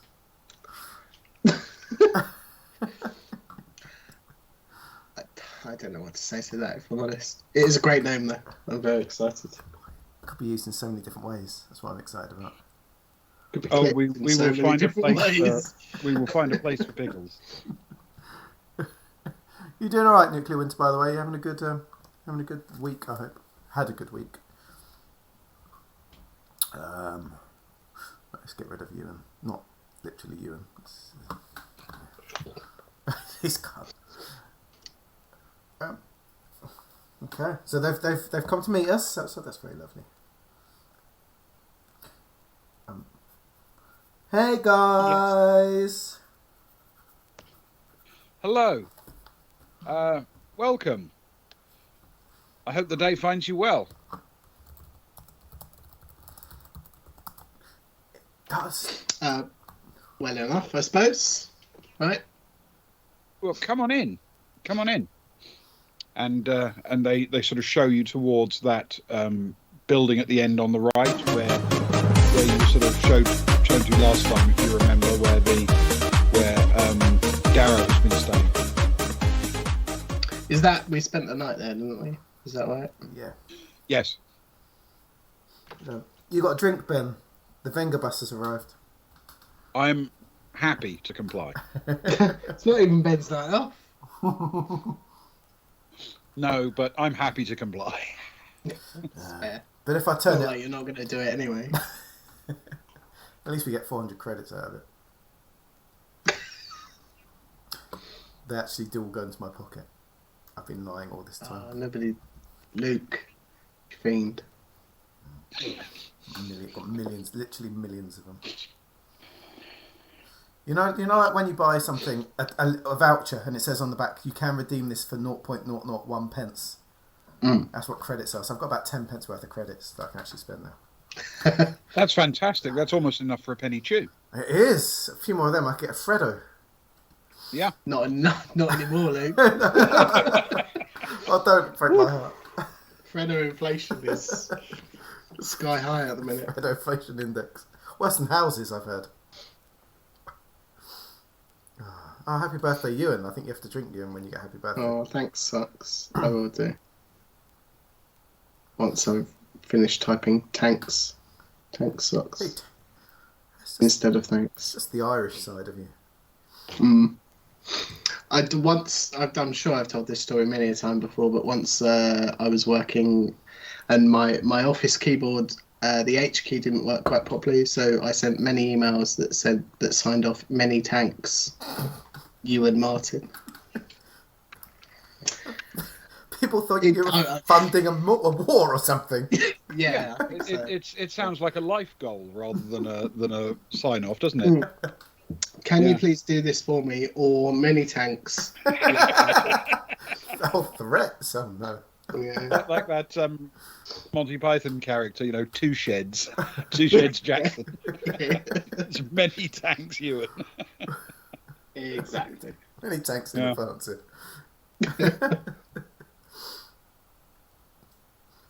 Anyway. The best thing was that Ewan used to work in an aquarium. That would have been amazing. In fact, if I ever do work with an aquarium, that is going to be my email automatic signature. Weirdly, I actually did work for 2 different aquariums. But that was in the days when I didn't have email accounts with them, you understand? Nah. Wasted opportunities. A wasted opportunity, yes. Okay, so they show you through to the point where you can get inside and take your masks off and relax, and they're happily pouring drinks and welcoming you to the. You've been there before. It's not what you call luxury, but it's frontier town lounge stroke place to unroll your bedroll. It's homely and comfortable, not luxury.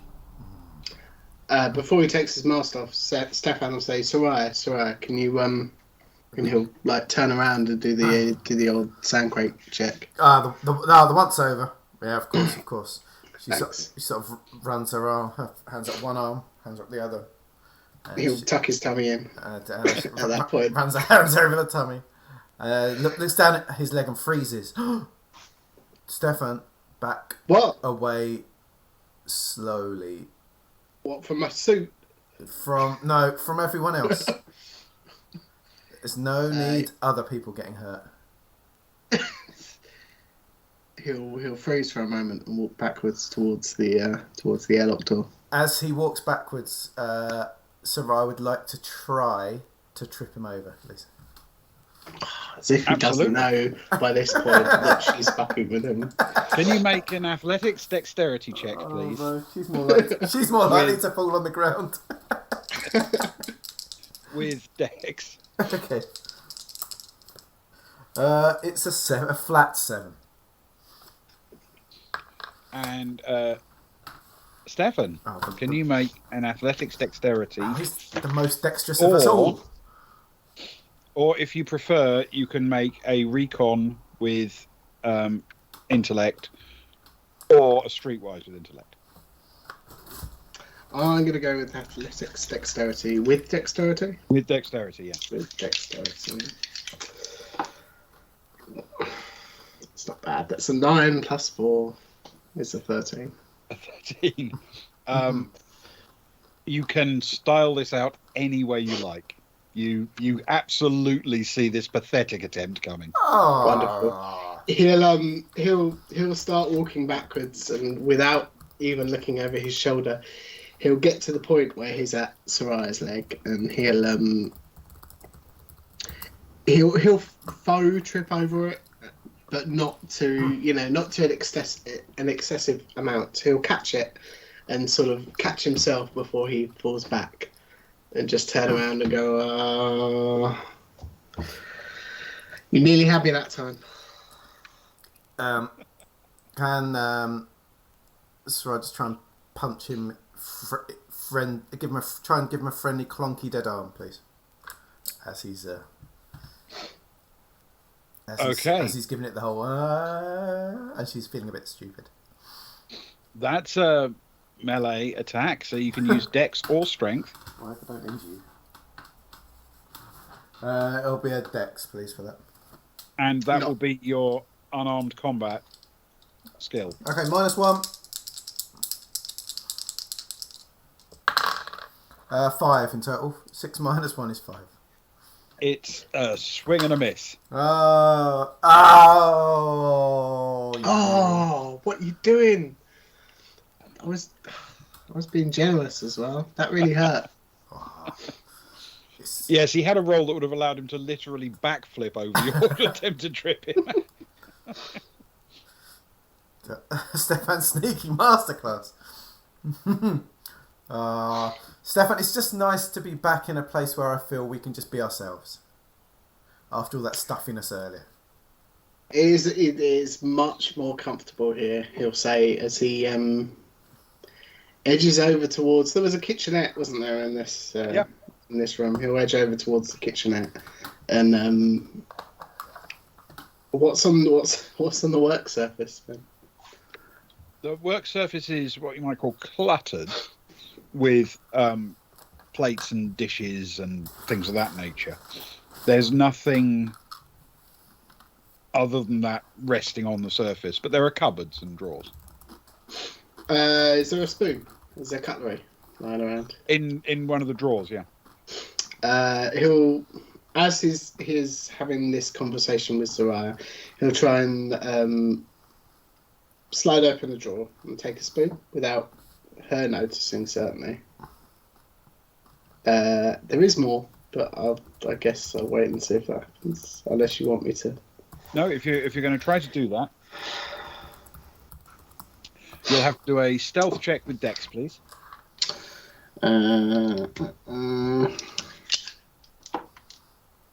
That's a 9 plus 3 is 12. Oh, fantastic! Yeah, absolutely no challenge at all. You have palmed successfully a spoon without it raising the slightest of suspicion. Perfect, and then he will.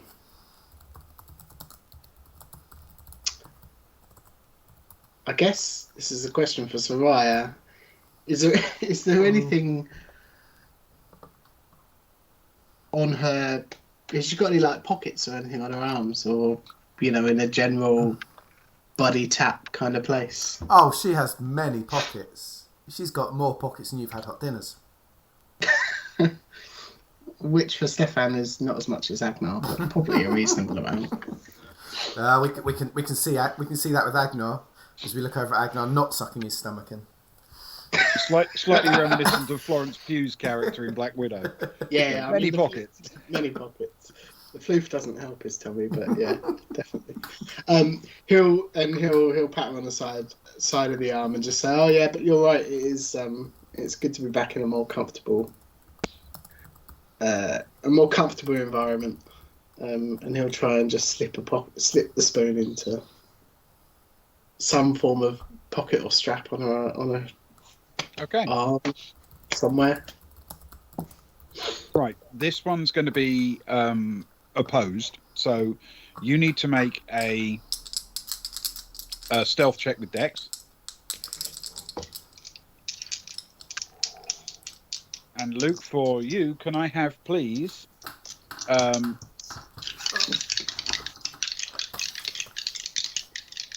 going to go in this context with streetwise. Well, she is very streetwise. With intellect. With intellect, okay. Because it's the sneakiness rather than the physicality, if you know what I mean. Well, exactly. 8 plus 2 is 10. Oh, mine's a 7 plus 3 is 10. Oh! Who knows what happens? Who knows? Ben? Yeah, I will know what happens as soon as I roll this. Because I'm not going to make you re-roll those. I put it off for as long as possible as well, because I was hoping for a boon from chat. Oh, cheap boon. It would have been, to be fair. You do manage to sneak it in undetected. Sorry, Luke. Oh, spoon. I mean, it's not the end of the world, though. It's not like you've got to buy one of everything for someone. I've got to add that to my character sheet now. It's taking me overweight. I'm now over-encumbered. That moment in Skyrim when you pick up a loaf of bread. Oh, I have confidence in you, Luke. You will find a way to use the spoon. I hope so. I'm going to make note of it. Stefan sneaks a spoon. What size spoon are we talking about? Like a dessert spoon? A teaspoon? A serving spoon? A tablespoon? Yeah, a dessert spoon. Yeah. I'll go for tablespoon. That's got extra size. Good for digging. Okay. Into size person. Okay, got it.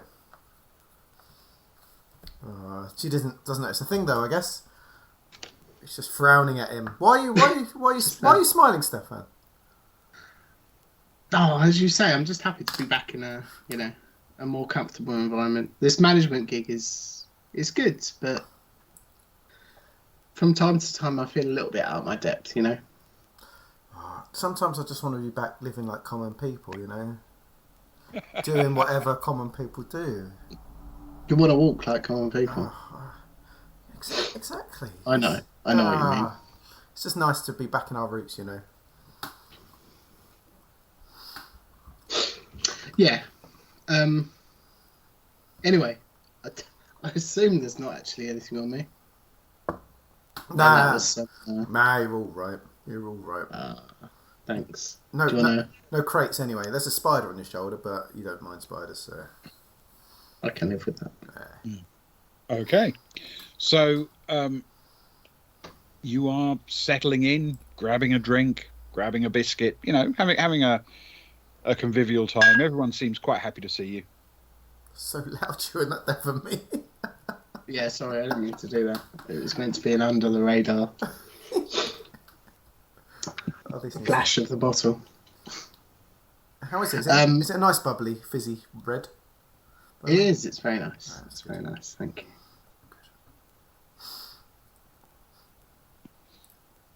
Yeah. Stepan will say to Soraya, what do we want to do first? What's the first bottle call? I suppose we come with a lovely invite. It's nice to provide good news for people, don't you think? Makes it so much easier when you bring sadness after. Yeah, I suppose that depends on the dinner menu, but yeah, sure. And he'll gesture out to the room to Soraya. No, after you. You bring the good news. Okay. She's sort of got her Rockthol glass in her hand, and she's looking around. She's like, Stefan, have you got something I can ting this with, like a spoon or something?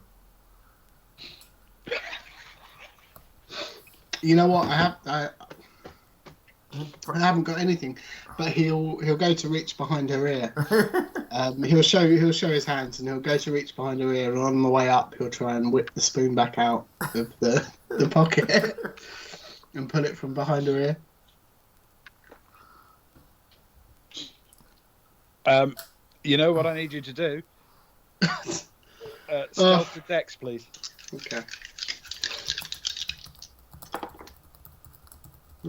7 plus 3 is 10. Okay. It's a flawless move. You sort of wiggle your fingers and show that your hands are empty. Literally do a little bit of sort of magic, and to everybody's amazement, who can't literally see what you're doing because they've got a different perspective. Yeah. You produce a spoon as if from nowhere. Yeah. With a little flourish. There you are. Did you get that out of my ear? Yep. But Listen, Soraya, how? I think we've That's already impossible. established I would do mostly anything, to help you out.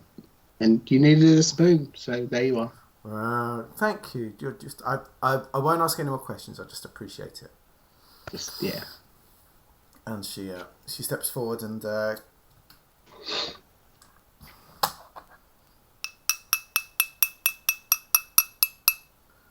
if I may have everyone's attention, please.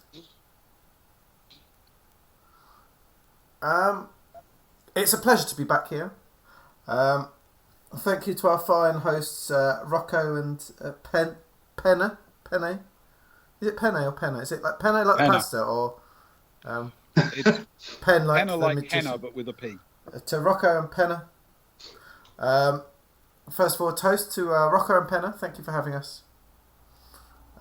Thank you for your hospitality. Your hospitality has been unmatched. Every hour we spent with you has been delightful. Also to our dear friend Garrow, you look. It's been 2 days since we've seen you, and you look twice as good. You look rested and recovered. Obviously, these surroundings are doing you well. To Garrow. To Ali. Alice turned up. I'm just gonna keep toasting now.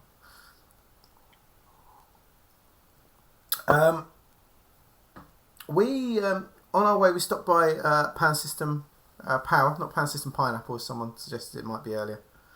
We stopped by Pan System Power to have a chat, and they feel, our dear friends, that they would love to invite you to a swanky pants dinner this evening at their headquarters.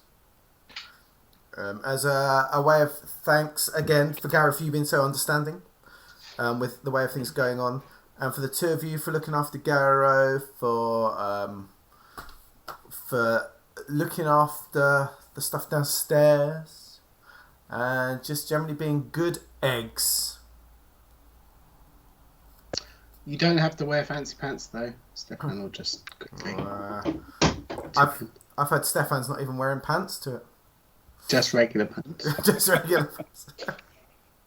Which means something completely different to all our American viewers. Exactly.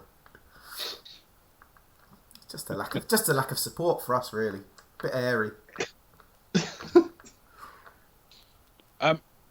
Immediately, the three of them sort of look at each other with big grins on their faces. It's like, that sounds fantastic.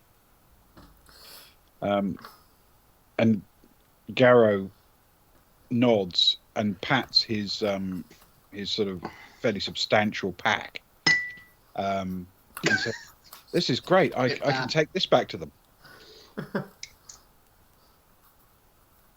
His pack. Sorry, what? His backpack. Oh, that. His backpack. Stefan, I say, is that the item we found in your residence? Yeah. Without being silly about it, it's not actually mine. Do you wanna slap it out again one more time so we can have a good old look while we drink to remember those good times of Agnar actually picking something up? Sure.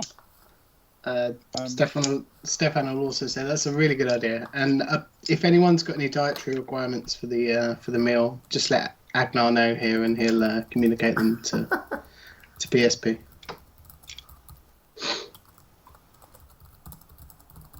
Nobody raises any dietary requirements. I'm a little bit disappointed, but okay. Let's have a look. Garrow. Get it out, Garrow.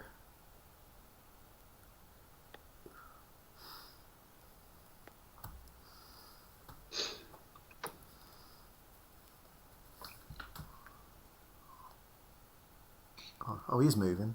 Oh, Ben died or something. Yes, So, yeah. yes, please, Garrow. Yes, please, Garrow. He doesn't actually take it out as much as he undoes the pack and pulls it out around it so that the unit is exposed. Mm-hmm. Can we all, I guess, make an initial roll to see if any of us get? Did we do this? I don't think we all did before, did we? Because he had it in with Agnar. Can the others sort of see if they can get an understanding of what it might be? Because each of us have got different skills, I guess, with regards to technology. Yeah. Okay. You know what it's called. Yeah. But because he's told you that. Yeah. About 70 pages back. But are you trying to work out exactly what it does? A better idea of it, yes, please, if that's okay. Okay.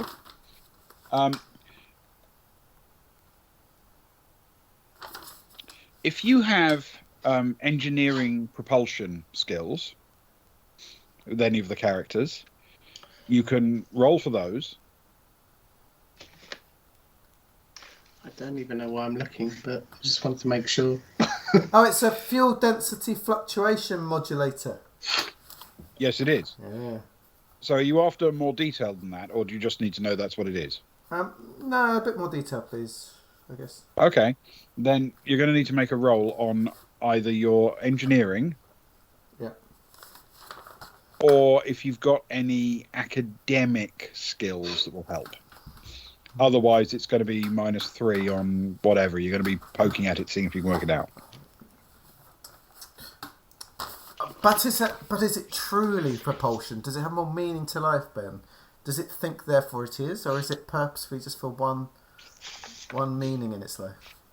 It's a lump of twisted metal manufactured for a purpose, I'm afraid. I gave you your shot at a philosophy roll and you wouldn't take it.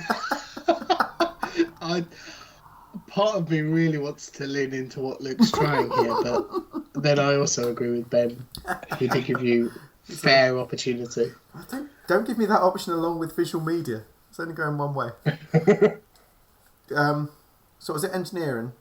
Soraya's got engineering. You can have engineering if it's propulsion. Oh, it's power. Oh, that's okay. That's I'll give you that. Why not? Thank you. I mean, you've got to power some form of propulsion. Yeah, right? They go hand in hand, don't they? Yeah, and it will be with education. Okay, and everyone can roll to that. Can they roll with education even if they've got no knowledge about engineering? You can roll with education and -3 if you don't have a relevant skill. Yeah. Okay. So -1 for her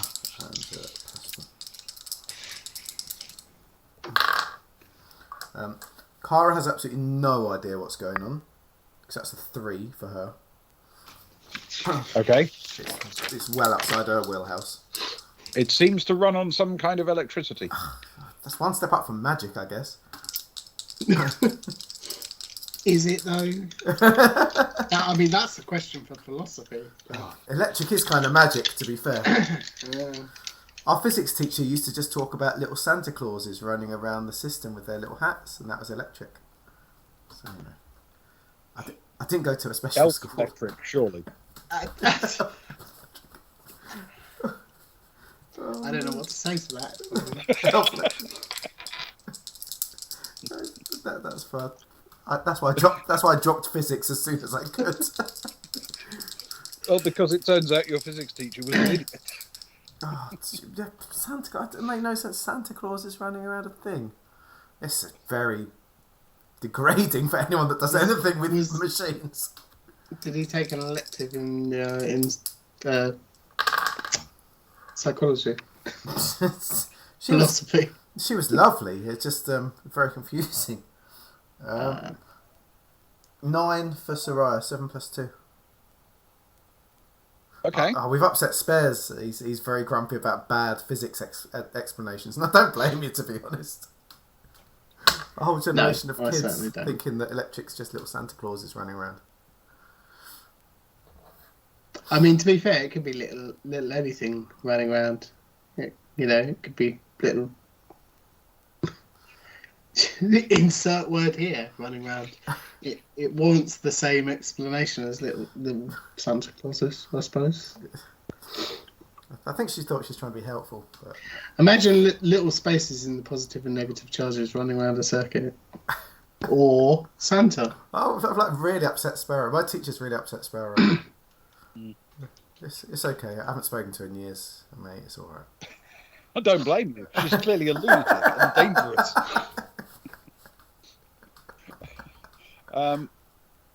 Yeah. Okay. So, has anyone got an advance on 9? No. Okay. Then it is Soraya who has the best take. If you imagine that you've got to put power through an engine to power a spaceship,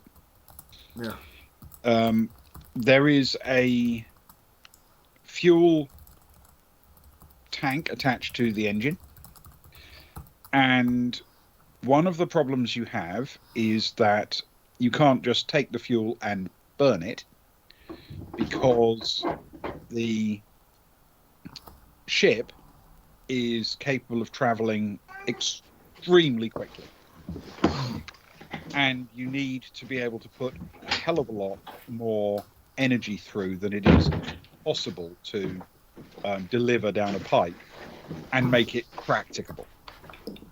So what you do is you run it at extremely high pressure. You run it at extremely high pressure through a field that field can actually change the density of the material well above its normal compressible state, which is fine, except it's an elastic process. As you do that, in order to provide extra energy and extra throughput, there's a problem in that the fuel is constantly being burnt at one end, if you like, and therefore, where that pressure comes away, you get this elastic process where the density recovers to normal. And that then produces a kind of obstacle to the next block of fuel coming through. In order to stop that happening, you use a device which creates a field which stabilizes that fluctuation and allows you to put a lot more fuel, a lot more smoothly and efficiently into a high-performance engine. Though such things are known of, this one looks like a good one, a modern one. Oh.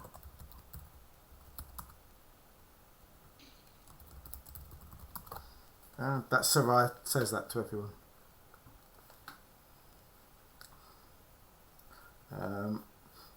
Does it seem quite high tech? Does it seem quite cutting edge, I guess, the part? Yeah. Okay, thank you. Okay. She says that. It says it seems pretty high tech, which I guess runs with what PSP was saying about running their new stuff. And you could see why they'd be freaked out about people trying to sabotage it, I guess. I'm sure they'll be delighted to have that part back. I'm surprised they aren't missing it, quite frankly.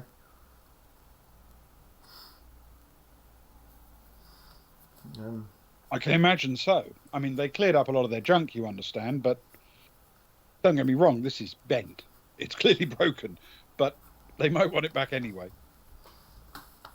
If nothing else, to make sure no one else gets it, I would imagine. Well, make sure you bring it with them. Choose a perfect time for it, though, Gary. The art to theatricalism is not to, if that's a word. This is Soraya speaking. Is not to give things away too early. Don't just hand it over when you come in. Wait till halfway through the evening when there's a lull or something, or there's a toast, and stand up and just reveal yourself to them. Reveal it. And say, this, I believe this may be yours, something like that. Make it good. Did you see that, Stefan? I say, did you see that thing I did with the spoon earlier? I can teach you if you want. You can do that. I mean, it's bigger than a spoon. He looks a bit doubtfully at the sort of 3 foot long, quite heavy lump and thinks, I don't think it'll fit behind her ear. Use Agnos, his ears are bigger. Everybody says that at first. Just use some elbow grease. But I'm a good teacher. The secret is to start with fuses and work up from there. Yeah. Realistically, though, you're probably right. But likewise, as is my friend here, the theatrics is key in a situation like this. You want to go for the shock factor. If you're going to give it back to them, obviously, I'm sure you could find somebody willing to buy that at a reasonable price, if that were your intention.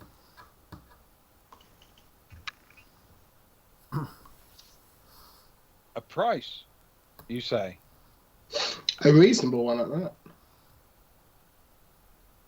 Possibly. Okay. New tech, right? Sure. Over to Soraya, who appears to know the most about. Oh, yes, high tech. Yeah, I'm sure I could get quite a good price from it. Yeah. Either on planet or, I don't know what contact you have off planet. But if you were that sort of person, I suppose you could do that. Just don't tell, if you get caught, don't tell them we suggested it, because we're friends with them now, you see. We're corporate stooges now. I don't think there's anything to be caught for, if I'm honest, Soraya. It was in his home. It's been his all along. The possession is 9/10 of the law. Classic Stefan. I wouldn't expect anything more from you, my friend. On most words. It's always been in my pocket, officer.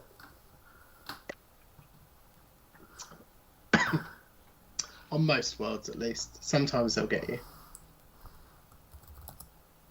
What do you want to explain, Socks? Any. Just something in general? Or just how science is useful in it? Absolutely. Wait, hold on. What's going on? Socks catch wants up. Ben to explain how it works with science. What, the engine? Or just it? No, the horror film.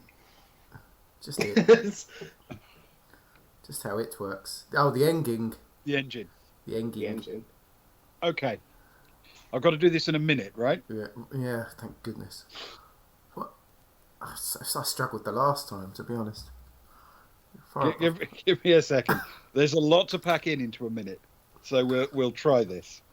And he's got to sort the timer out as well. Yeah, I've got to do that first. Sorry. No. Fill the time, Ewan. Tell a joke or something. What? How many tickles does it take to make an octopus laugh? Luke's already laughing. Tentacles. It's such a cute joke. I love it. I love it. It's It's my go-to. It's the joke you tell a 4-year-old. I love it. It's such a beautiful, pure I'm joke. trying to work out if it would be funnier if it was a squid rather than an octopus. Such a, I don't know that it would be. I'm trying to work out a Cthulhian tendrils version of the joke. Yeah. I feel it can be done, I think so. but it requires more work. I enjoyed it though. I enjoyed that a lot. Well, it's a good one.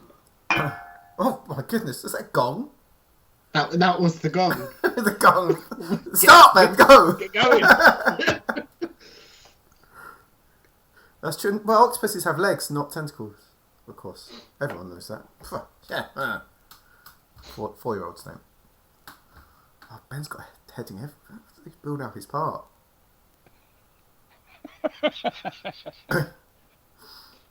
All right. I need a swig of wine before I start this. Oh, I need some drugs or something.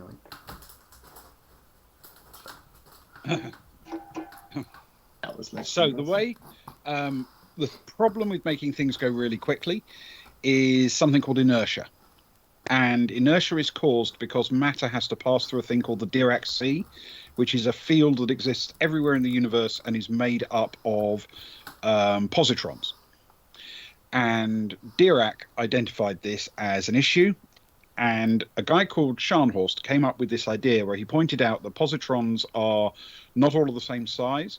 So if you could come up with a way of putting two plates really, really closely together, you could reduce the number of positrons that could fit between them, and the speed of light would actually be quicker between those two plates. So if you could create a field of any kind which could drive the positrons away, effectively charge them out of the fabric of space, then the speed of light would become almost infinitely fast, and therefore you could go as fast as you want, and that's my time. Excellent work. With time to spare, to be fair, I think you had a couple of seconds there. That's impressive stuff. I think this has gone above the thought of Agnar being floofy in Spez's top 10 list, I think. And rightly so, to be fair. That was quite impressive. Bravo. I would recommend everybody fact checks everything that Ben just said. I can't, as with all of our minutes of wisdom, I cannot vouch for it. Look up the Scharnhorst effect. You will be amazed. You say that. You create the speed of light as fast as you want it to be. What? That just sounds too confusing to me.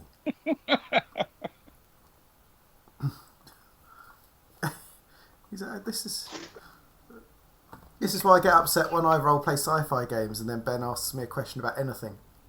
So how big is the? I don't know. 3. What is the count on so and so? It's run by magic.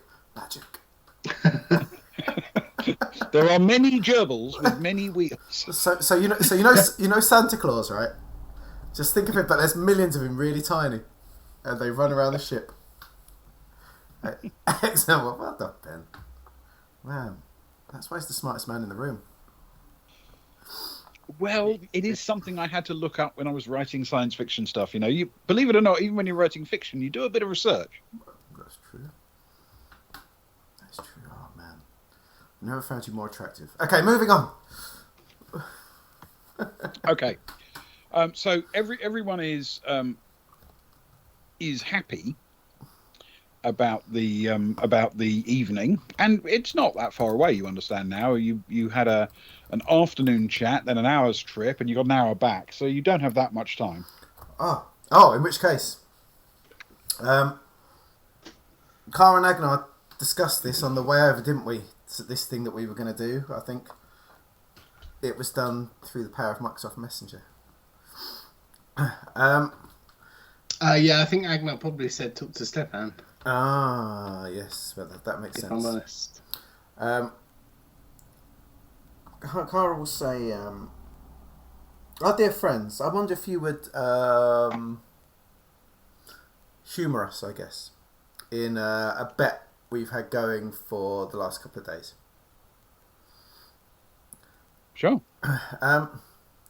You see, you know that that locked door you've got too long from here. That lovely new shiny locked door. Yeah. We were all the way back, and the other night, Stefan wouldn't shut up about it. Would you, Stefan? You were about 4 pints in, and you just wouldn't keep quiet about what you thought was behind there. Well, you know me when I've had a few. It's the best, Stefan, quite frankly. You really open up, and you really show your emotions for once. It's quite charming, in a way.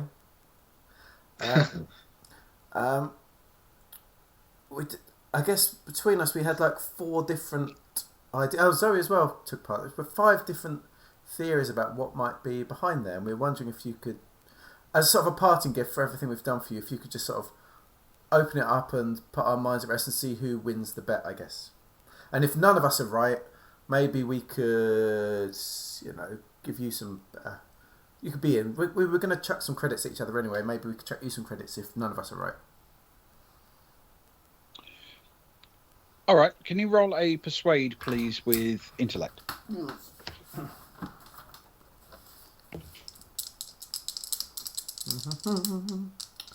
had a bad run, for sure. That's all right, maybe. 12. 8 plus 4 is 12. Sorry, did it show? There, 8 plus 4 is 12. Okay. There's a sort of brief moment as they look at each other, and then Rocco says, "You want to see inside?" Sure, it's just, those things that sort of, it's little silly things, like when someone orders food and you enjoy what you want, but you look across the table at what someone else was eating, and you're like, I wish I'd had that. I wish I knew what that had tasted like. I wish I'd asked for a mouthful. It'd be nice to just be able to appreciate it. I guess we can tell you what we each thought it was, and like I say, we're happy to drop you 100 credits if none of us are right, because that's what we bet each other, wasn't it, Stefan? Yeah. Stefan will say, "What was that?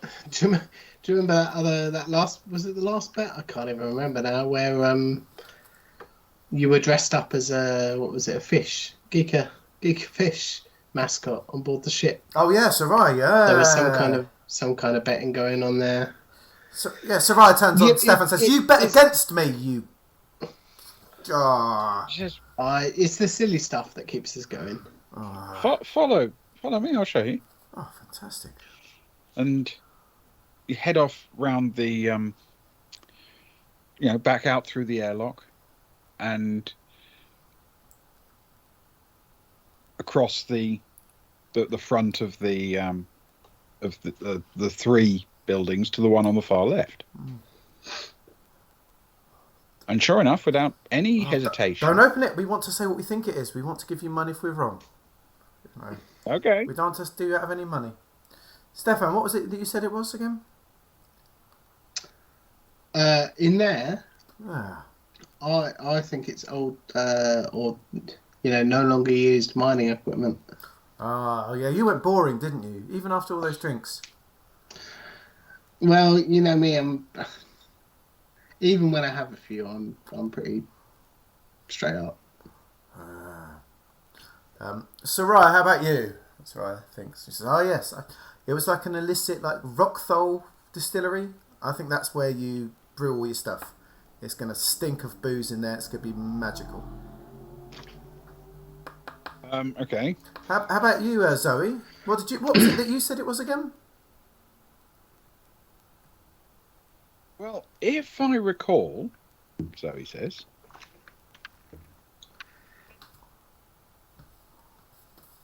I thought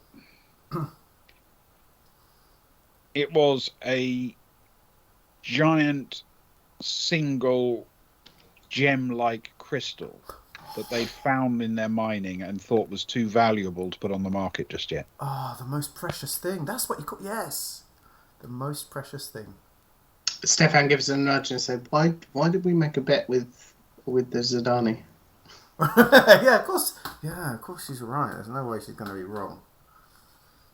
Agna, what was See, that's what happens. That's what happens when I have a few drinks. Yeah, it was you that suggested She's an 100. idiot. I just said 5. You just kept betting me up. What about you, Agna? What was it that you thought? In there, I think it's all the dead bodies of the sand crates that they've killed. Oh yeah, you're always one for violence. You've got to store them somewhere. That's true. Can't just leave them lying around. Children could find them. Clara says, "I just thought it was all the I also thought dead, but I just thought it was all the dead bodies of the miners that have died mining. That you just kept in sort of a shrine, like what's it called when you the building that you go in underground in burial fields for rich families. What are they called? Help me out here at a game. Catacombs. Not quite as big as a catacomb. Just like that big building that they sort of you bury your family in. It's Mausoleum. Yeah, like a mausoleum. You know, with a shrine to each of them. Those that have died on doing God's own work in the mines. You think that's what it is? You know, after a few drinks, everything seems possible. I mean, in your defence, Morsolus's tomb was above ground. And that's it, you know. I just thought it was quite ironic that those that spend their time underground during their life would want to spend their death above it. One of the 7 wonders of the world, the mausoleum, I think. Oh, well, there you go. A learned man. Both you and Rocco. Okay. So, anyone else with a guess? Garrow, how about you? You haven't looked in there, have you? Do you know? Don't be cheating now. He shrugs his shoulders and he says, "I haven't seen it recently, but I have seen him before. It wouldn't be fair." Rack, how about you? You must have some magical ideas. Armory. Classic Rack. I wonder what Jack wants, because it'll be even more brutal than that, I'd imagine. Jax? I'm with him. Every locked door has an armory behind it. That's why you lock them. I mean, we slept here though, didn't we? Which is a bit close to the armory by regulation, I can all say. I mean, you're right, but this isn't the army. But he suddenly looks around and remembers his place and sort of nods sheepishly. It's possible that a small mining encampment might not have the same rules. Yes, that's you got me there. I can't deny it. Okay. He pops the door and pushes it open. It's an airlock, of course, so you have to go through the inner door as well. But the inner door isn't locked. It's just the outer door that's sealed. And once he's through, the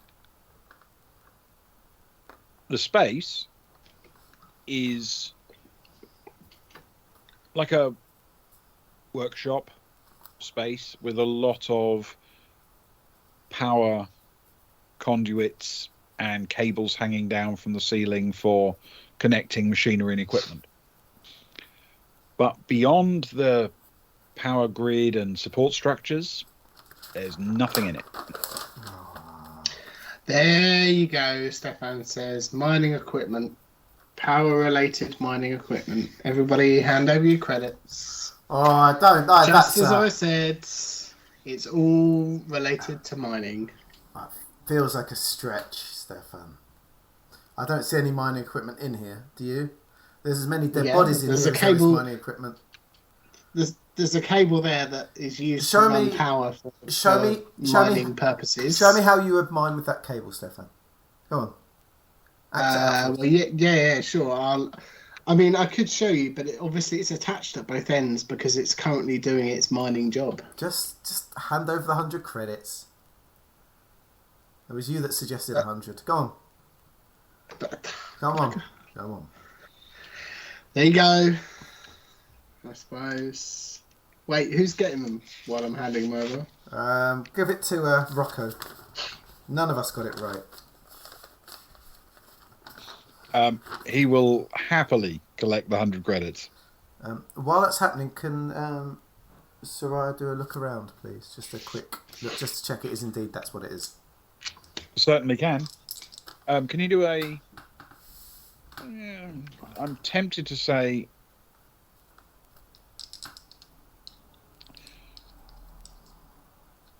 If you've got any engineering skill, you can use any of those. I have, thank you. So use any of those and education, please. Thank you. It's an 8 plus 1 is a 9. Okay.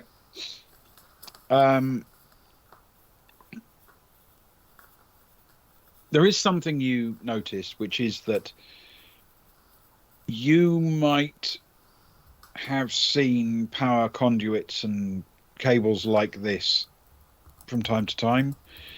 The same way that if you were walking through your house today and you looked down and saw a power lead, you'd go, that's probably for a phone, that's probably for a laptop, you know?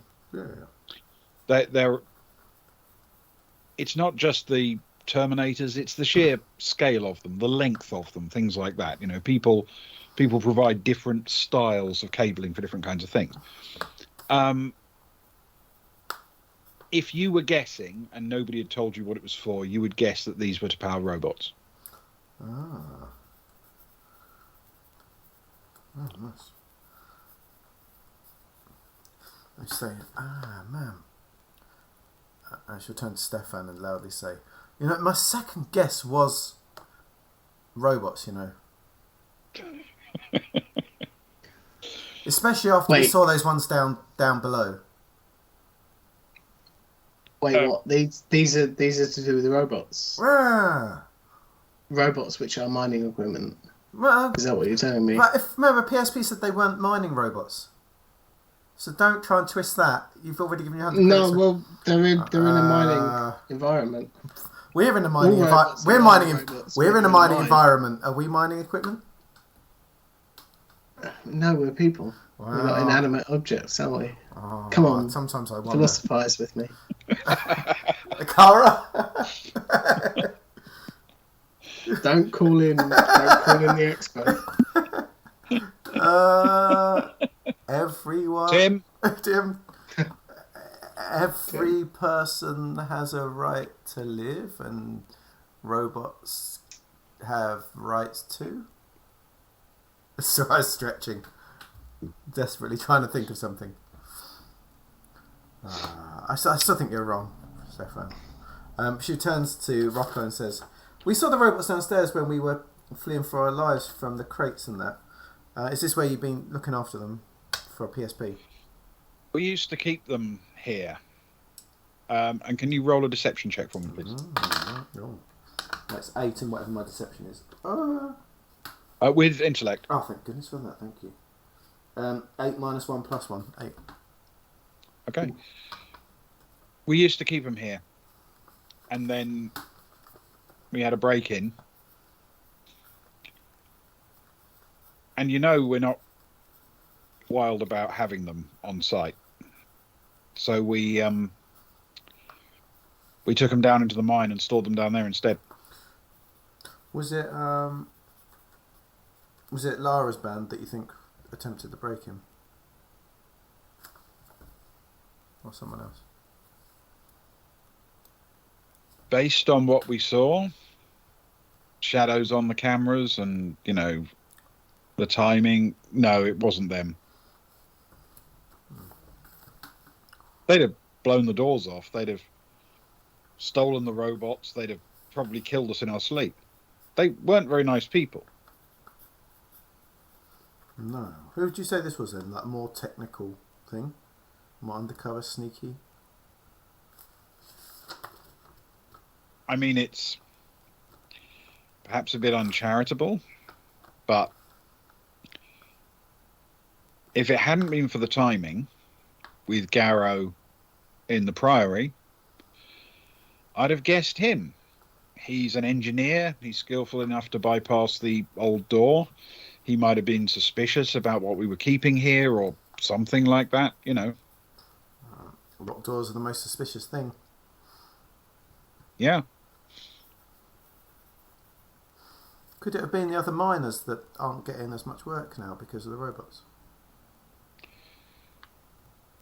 It's possible, but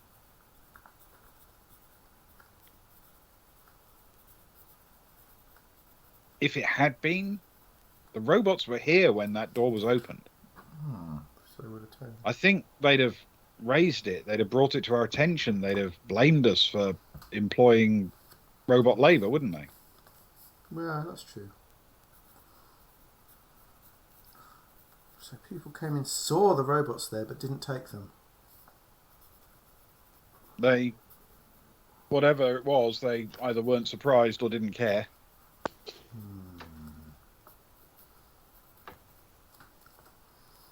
Interesting. Fascinating. A thought for another day, perhaps. I'm getting hungry for brunch. Excellent. Let's throw on our glad rags and hit the dinner. Not literally, I hope.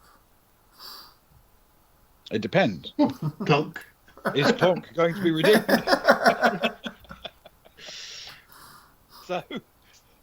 So everybody disappears off and throws some actual, clothing on where necessary. I mean, it's still, you understand, spacesuit chic, but these are miners. They have working spacesuits they use down the mine and slightly more presentable ones. Now I'm picturing, after that Crichton talk, I'm picturing that Cat when he's in his spangly spacesuit for when he's trying to show off. That's what I used to picture Stefan as when he had his reflect armour. Yeah. Yes. Totally. So it's not very long. Are you going to let Rack do the driving? I don't know. Rack, are you drinking tonight? Yes, I am. Right, you can drive on the way at least. What are the laws in Dilub Rou? Stefan will say, "I'll drive us back if you want. I'll stay off it." Great.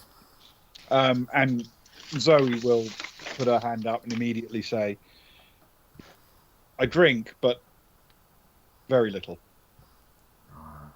And Sarai actually has the skills to fly it, so if we need it. Does Stefan actually have the skills to drive it? No. This is a military drive vehicle, even though it hovers above the ground. It's a drive skill. Oh, I don't have drive skills. That'd be so easy. No, he definitely doesn't. I mean, technically, nor does Zoe, but she's got some jack of all trades, which will help. Oh, Kara's got track. Is she going to roll her eyes and be upset that she's not going to be able to drink? No, this isn't a tracked vehicle. Oh, that's good. Thank goodness for that. If it's got wings, Stefan, give it a go. It's an airship. No, it is not an airship. Agnos. Just on there. Just bang a It balloon. doesn't Unless look like an anybody's got an actual Attach a balloon to it, and that counts. Yeah. drive for grav vehicles, then it's whoever's got the best jack of all trades and is willing to not drink, basically. Yeah. Cool. Oh, Sarai's got 2. Well, then it's arguably Soraya, So- especially if she's got good decks. Yeah. Soraya will sigh and she'll be like, "Well, we're going to be there for a few hours," and she grabs one last full glass of Rockthol from the place and says, "I'm guessing Rat can at least drive us there." Stefan will say, "Yeah, but it might be a few hours, but it's not a tricky journey, mate. You can take the night off. You barely ever kick back anymore." Don't you? Yes. Do you remember the old days back in the bar? I do remember the old days back in the bar. I've got a feeling we might think more about that in the coming weeks. Well, it'd be nice. It'd be nice to consider it one day. It'd be nice if you're unwound a little bit every now and then. I think so. If you wanted to. Yeah, obviously. No pressure is all I'm saying. You don't have to be the one to drive. I feel like it would be a good night for me to take a night off drinking. I feel I've been drinking a bit too much recently, and it's been upping my intake of cheesy balls, which has been giving me indigestion. And I only eat my cheesy balls when I've been drinking. So I will remain sober, and I shall make sure we get back where we need to safely later. Fair enough. I mean, you've got to watch the ground a bit because, there's some rough, uneven stuff that even a G carrier might hit a problem with, but it's not going to be tough. Truthfully, there's not a lot to hit out here. No, it's desert, and it's like just wide expanse. Cool. And you can see Garrow sort of say, yeah, PSP thought that as well when they were firing off their bloody rockets. Yeah, that's true.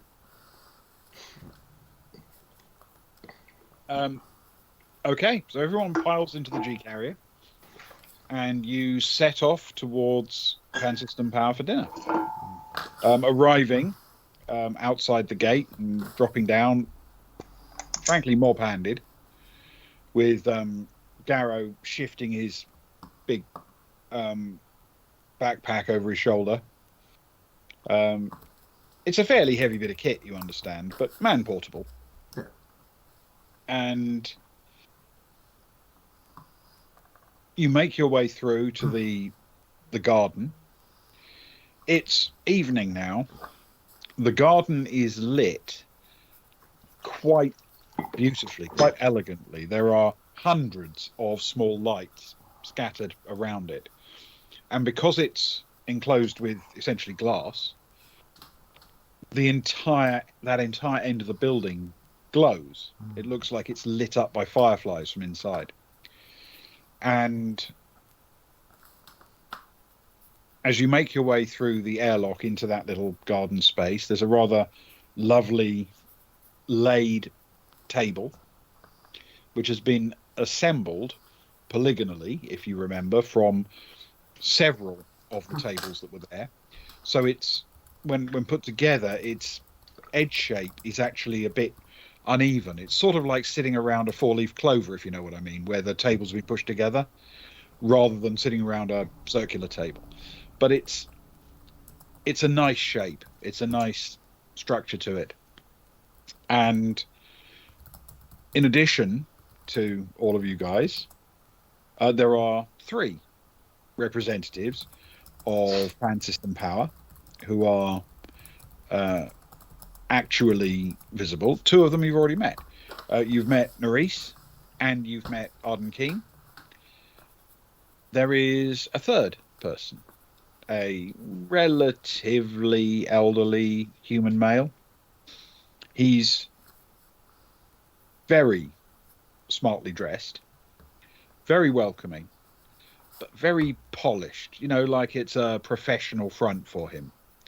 And he introduces himself as the group arrives as Lim Seldaka, How you spell that? the president. Lim. PSP. Lim. Lymm. Lymm. Yep. Seldaka. President. Oh, Mr. President. Press. Whew. Oh, no. Blimey. Friends in high places. Well, yeah, we just got bumped up a notch. Oh, I know. It feels like.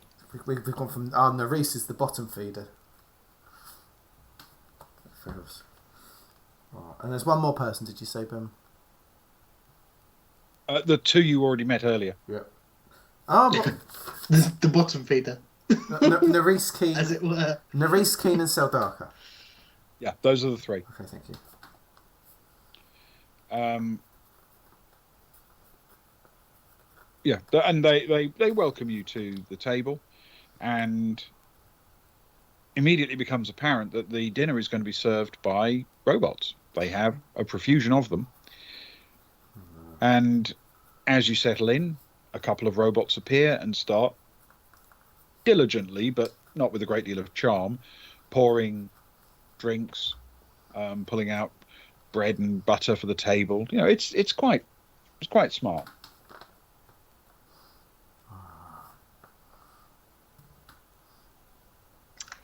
Very nice. Agnar will wait for the hosts to sit, I suppose, before seating. He'll follow the formalities of whatever is expected at such a dinner of the time, which he'd obviously know.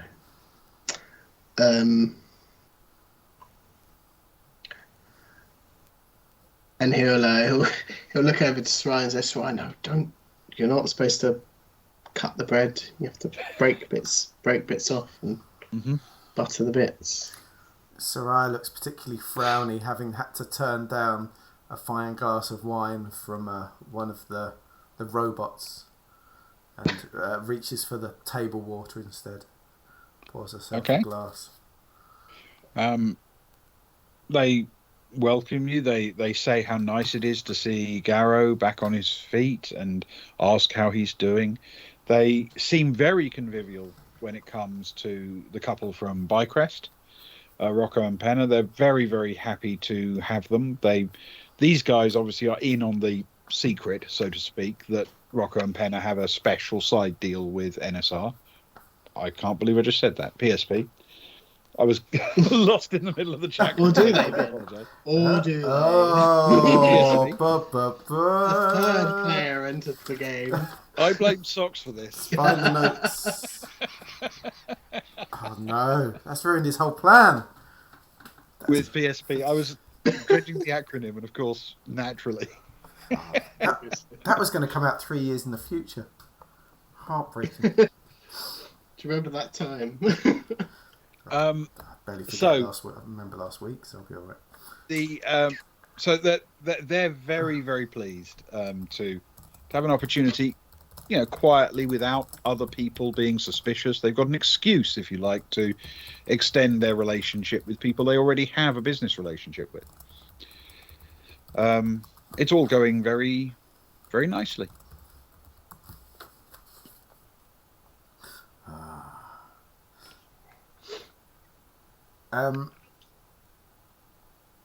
Kara turns to the president, I guess, and says, "Mr. President, thank you so much for joining us this evening. It's a real honour, I guess, that you would sit with us. I know that the three of you know of our friends in Bycrest, and we know that you've been looking after Garrow wonderfully.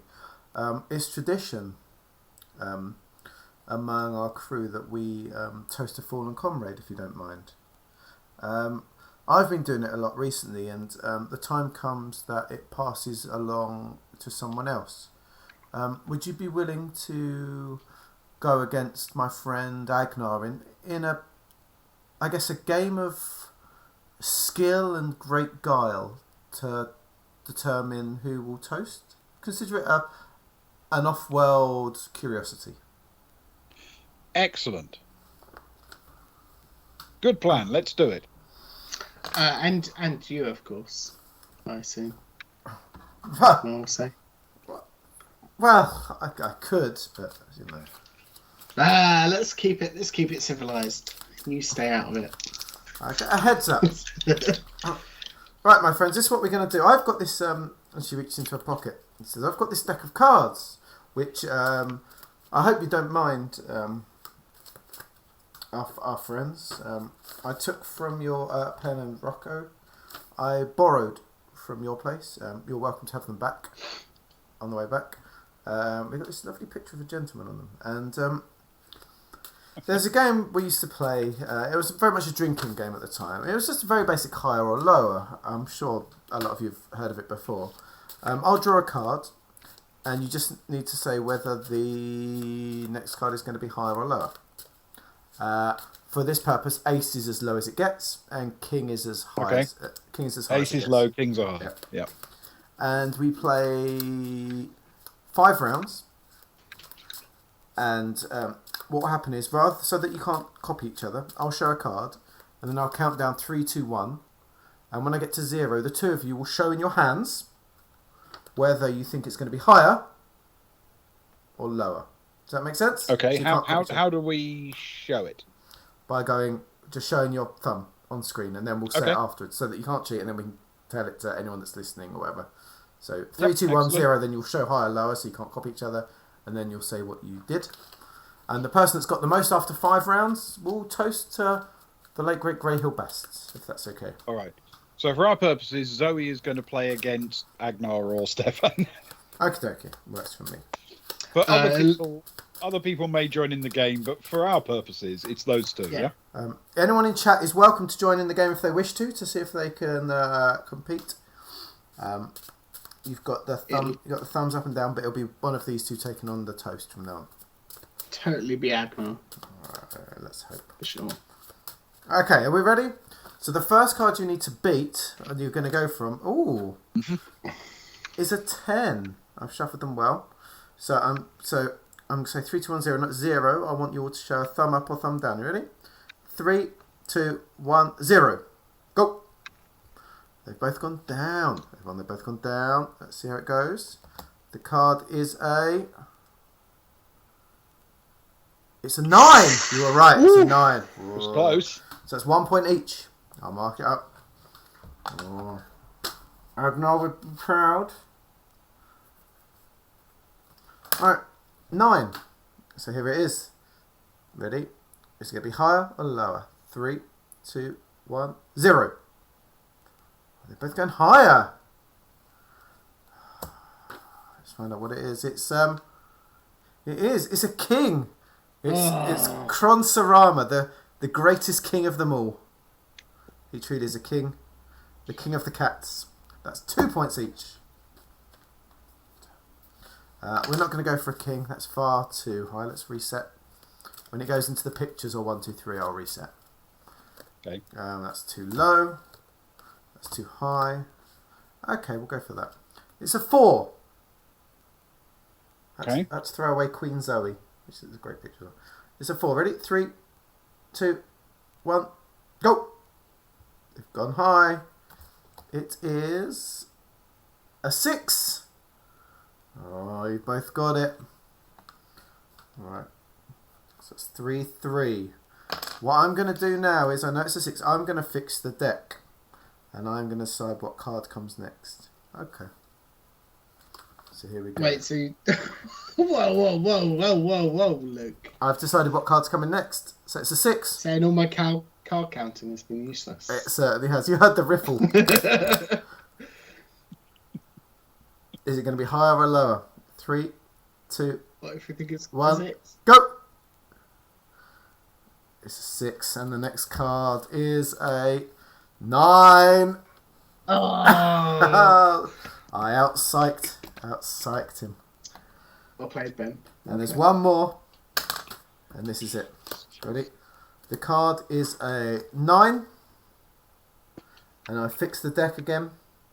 Do you need me in this? Yeah, because it's a 2. You can still equalise, and then we'll go sudden death. 9. Is it higher or lower? 3, 2, 1, go. Oh, Ben's gone lower. Ewan's gone higher. It is a 4. That means Ben wins, which means that it will be passing on to... We normally go lose. Do we go loser normally? I think. No, I think we go winner. Historically, we've gone loser. Yes. No. That's fine. It is Ewan that will be taking on the toast. It seems fair that the loser shall take on the test. And Ducky seems happy with Ewan having a turn. And so Cara turns to... Is it Stefan or Agnar? Agnar. She turns to Agnar and says, "Ah, outwitted yet again, my friend. I believe it's time for a toast. And she sort of bows and nods her head like someone from the 13th century seeding the ground. Come on. While this has been going on, Garrow has been humping his bag up onto the table. Oh, poor old Garrow. Clearing a couple of plates and what have you away in order to make room for it. And he says, since I was coming out anyway, and he unzips the top of it and pulls it open to reveal this rather bent and broken piece of equipment. He's picked his time. The three hosts, their eyes light up like they've just seen the Ark of the Covenant, They all look very, very happy to see it.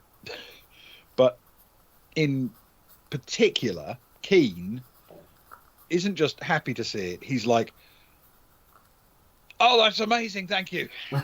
He's so excited, words are tumbling out of his mouth. And he's almost wanting to hug it. He's so excited. And Garrow says, "You guys have been very generous, but I was wondering if there was sort of a finder's fee or something like that." And there's a sort of brief pause, and Sildaka says,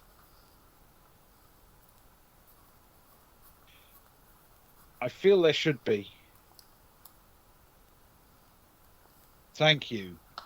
Yeah. We'll come up with something appropriate." And waves in a couple of robots who pick it up and carry it off into the building. Keen actually watches it go like his lost love is departing. But obviously he was really worried about it. You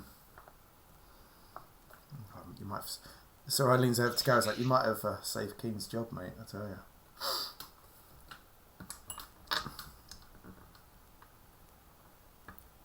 I'm happy with my job. Now we've got something to celebrate. Sounds like you're going to get your reward, your eternal reward. This is good. Yes. And moments later, robots return serving the dinner. It's a nice dinner. It's well presented, and the atmosphere is relaxed. The part being returned seems to have been a bit of a weight off Keen's mind, or whatever mind he's left with. The others seem relaxed and quite charmed. Everybody at the table seems quite comfortable with each other. Everybody's done each other favors. They've worked with each other. They've helped each other out. They've done a bit of business together. It's a very friendly, relaxed environment. It's lovely. What a lovely environment it's in. It is. As is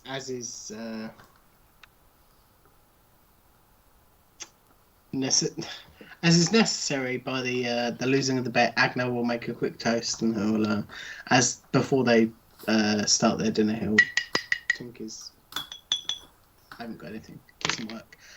He'll tap the side of his glass and just say, if I could get us all to raise a glass, as per the bet, though I had no begrudgment towards my loss, to new business partnerships, and to those that we have wronged and have set right. And he'll raise his glass in Garrow's direction.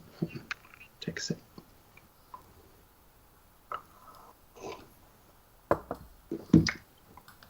And that's all I've got. For now. We've unleashed the monster, Fids. Yeah, excellent stuff. Okay. I don't know if there's anything else you want to raise during dinner. Just a quick to Greyhound from Socks. The most important thing to raise. To Grey Hills and drinks to that. Sure.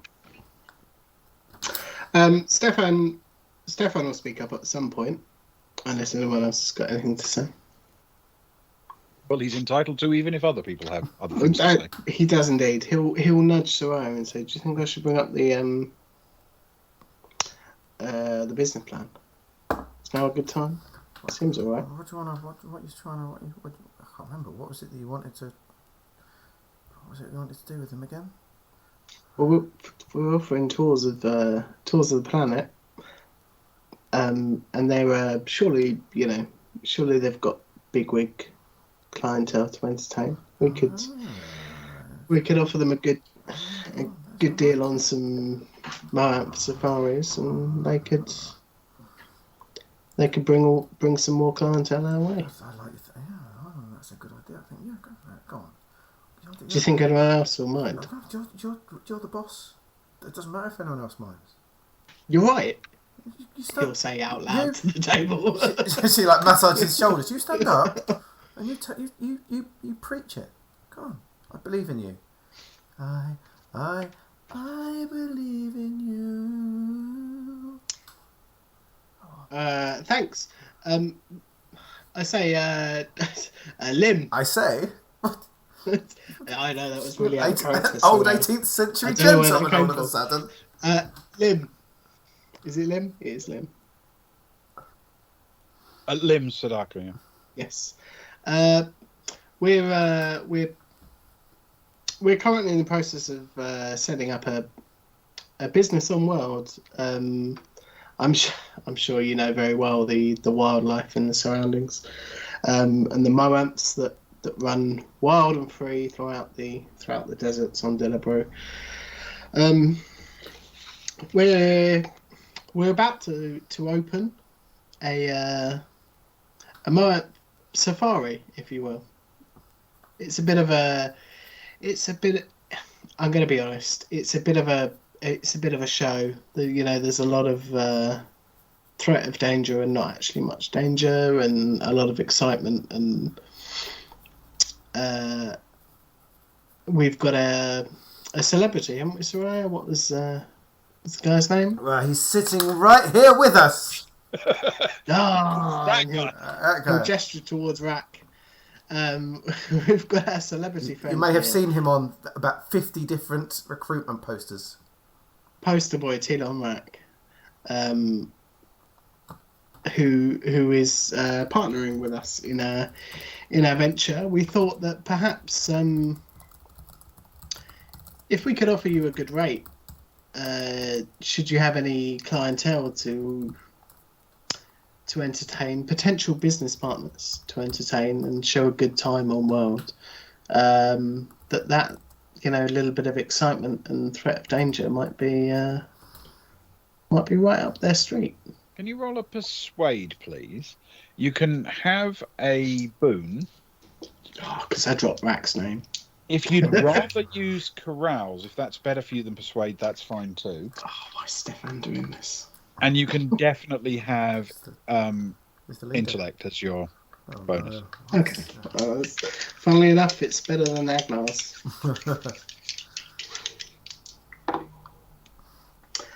That's not bad. That's a 9 plus 1 is a 10. Okay. Immediately, Sadaka says, I think you've got your first client. Whoa.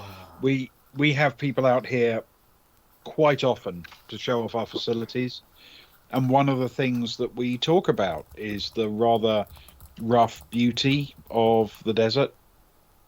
We would love to have a company that was run by people we trusted, who would take people out, show them the rocks, show them the craters, show them the moamps, show them the sunrise and the sunset. That would be fantastic. It's a wonderful happenstance that my co-manager here, Soraya, and I were talking the other day about how how business types often love the adventure and the thrill of danger without actually being put in any danger. And it just so happened that we're how far away are we? We're not far. We're near on printing off some promotional material and getting the business up and running. I'm sure it won't take long. While I certainly wouldn't want to tell you how to run your business, I think the Priory would appreciate a possible connection. You could take your tour groups out to see the Priory. The services there are quite moving. Oh, that's true. We have in fact been there ourselves. It's quite the spectacle. Mm. We were in awe, I think. Well, it Thank may you. be that your guests, your clients, would appreciate that as well. Mm. And I know the Priory would. They can continue their work and maybe even sell a T-shirt, you know. Yes, yeah, of course. Thank you. That's a reassuring. We'll get our people to talk to your people and sort out rates and contracts, and we'll set you up with a better deal than the usual walk-ins. Yeah, I think you've got a business, but we will happily consign entire groups of our VIPs to you. Oh. You're clearly the right kind of people to do business with. Oh. Well done, Stefan. Well, Stefan doesn't quite know what to say to that. He'll just awkwardly tuck into his meal, I suppose. To be fair, he's not used to people Are we? actually liking and trusting him. So Yeah, well, yeah. It's quite the experience. okay. And as your meal winds to an end, I think that's where we'll call it for tonight. Fantastic. Having passed the torch to Ewan for next week's toast. Oh, yes. Thanks. Thank goodness for that. I was running out of steam. Well, as I say, I think your Brittany one tonight was the best of the lot. There've been good ones, but I think tonight was super. Brittany was good. Hit But me. also, anyone watching, remember that anything that happens from now on is Luke's fault. He rigged the deck. There you go. He did, in fact, deliberately rig the deck. But I mean, I told we you. didn't know the outcome, you understand, but he did. Yeah. Maybe he knows us better than we know ourselves.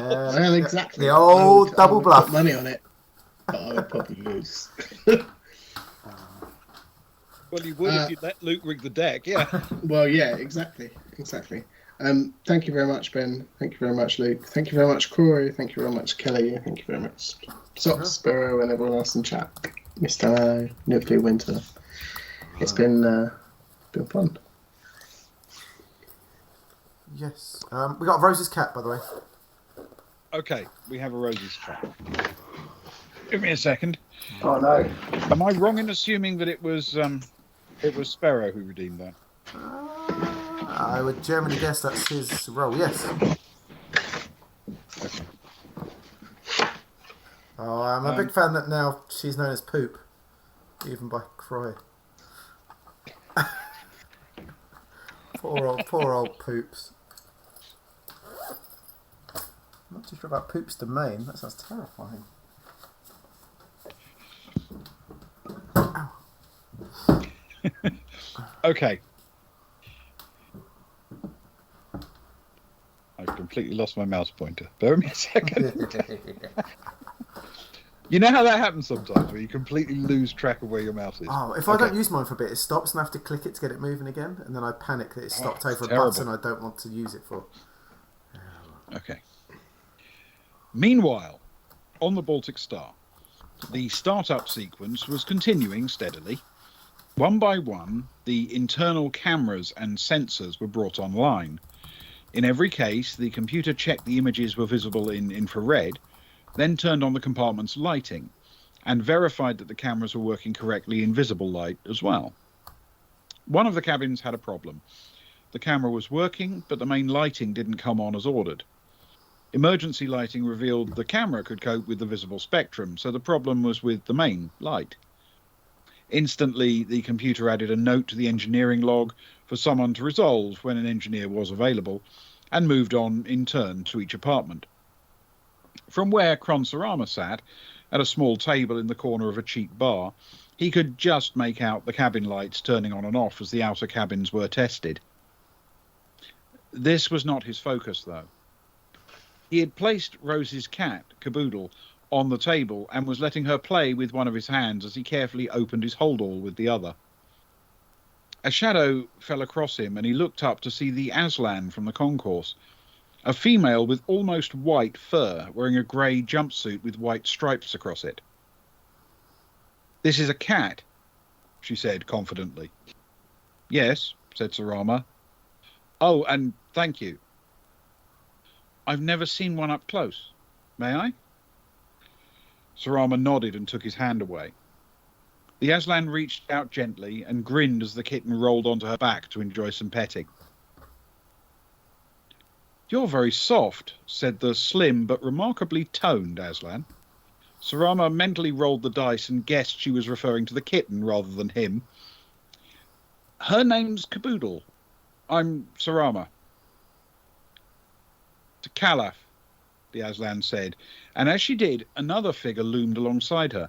This one was a large Varga, fully enclosed in combat armour apart from his head. "You attacked my brother, Aslan, and now..." Whatever else the Varga was planning to say will never be known, because with her free arm, Takalaf suddenly drove her elbow back up and into his jaw. At no point did she stop murmuring to the kitten, nor stop stroking the animal's belly. Sarama watched as the Varga slid, unconscious, along the floor by the bar. A Marine on a stool lifted his feet to let him pass, but made no other sign of noticing. Caboodle, meanwhile, was wrapping her entire body around Takalaf's hand, purring loudly. She's made a friend. Nice. Made a friend. Oh, I'm going to have to put those names in the encyclopedia as well. Oh, yes. Rosie's cat's canon, after all. The most important canon, I think Spez would say. We're all just the warm-up for Rose's cat. Oh. Speaking about warm-ups for things, Ben, tomorrow Spez is with us. Yes, Sparrow's joining us tomorrow night for another one-shot, at least hopefully a one-shot. It may drag into two, you know how we do things, which is the second of the espionage games. Having run one a little while ago called The Telegram, the second one is tomorrow. And I hope you'll be able to join us for this. It's based on a true story, set in 1944. And Sparrow is, by all accounts, planning to revisit her character from the first game. And Luke didn't play the first game, so he's going to have to come up with a new one. Oh man, I'm looking forward to George's Tash. Spez, have you sorted out your sleazy voice? I mean, that sounds harsh to anyone just tuning in. In jokes. Yeah. He's not got a normally sleazy voice. He's got to work on it, you see. So tomorrow night, 11 o'clock UK time, we are doing a, as people are now insisting on calling it, a Ben-spionage game. And the first one was amazing. I thoroughly enjoyed myself. And I thoroughly kicked myself at the plethora of opportunities that I didn't even think about whilst we were playing. It's very good. Yeah. Well, there are even more opportunities tomorrow. Oh man, mate, we have to work hard together, Spez. I think we'll have to split our party for two to cover all of the opportunities. I think that may well be called for, but we shall see. So, yes, we do generally use the term one shot to refer to anything up to 3. Yeah, I mean, I'd like to argue with you, Socks, but... And then if we enjoy it... really, can I? And if we enjoy it, it becomes a series. Yeah. Yeah.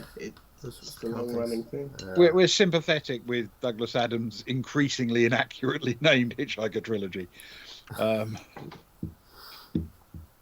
Yes, indeed. Yes. Indeed. I think it'll be fun. I think it's a good story. And yes, we will see you tomorrow if you can make it. And I hope you can.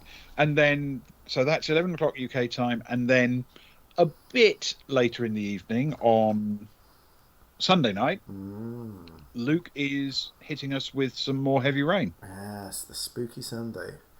I say it's spooky, but most of it was just about looking after a baby and pouring glasses of water for people. I quite enjoyed it. It was just like life simulator. Oh, well done, Ewan. Good subscription. Ewan, thank you. Well done.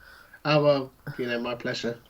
Your stickers are actually ready on the side. I need to drop yours around. It's been over a year. Yeah, happy 13 months.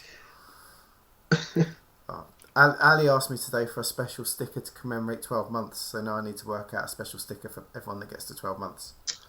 That's a good idea. That's a very good idea. Because it's part of the sticker set anyway for the thing, so I'll work out a little special 12-month sticker for everyone that gets there. Because a number of people are getting there. Leno's there, Ali's there, you're there, Ben's there.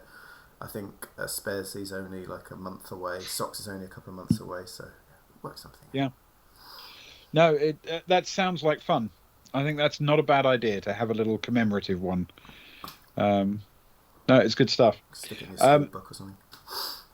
Yes, I think Heavy Rain is weirdly jerky walking, but other than that, it's a very compelling story.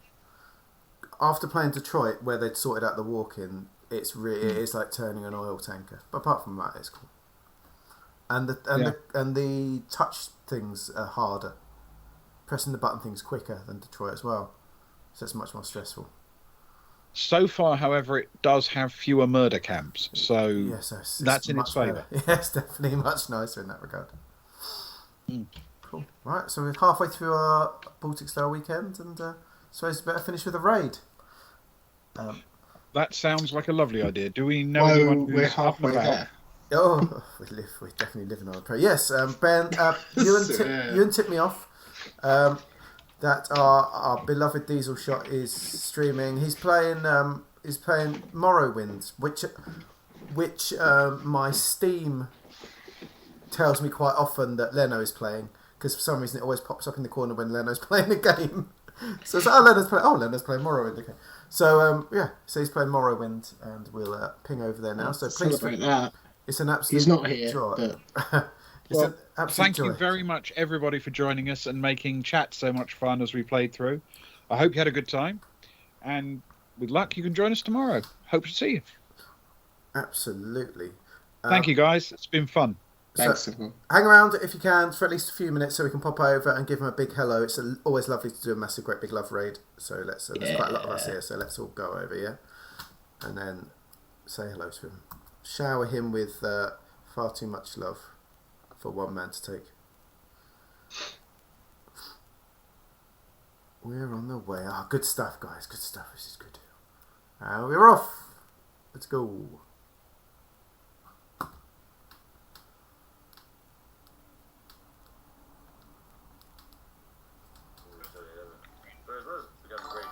Voice of the Baltic Star with the raid of 15. Hello.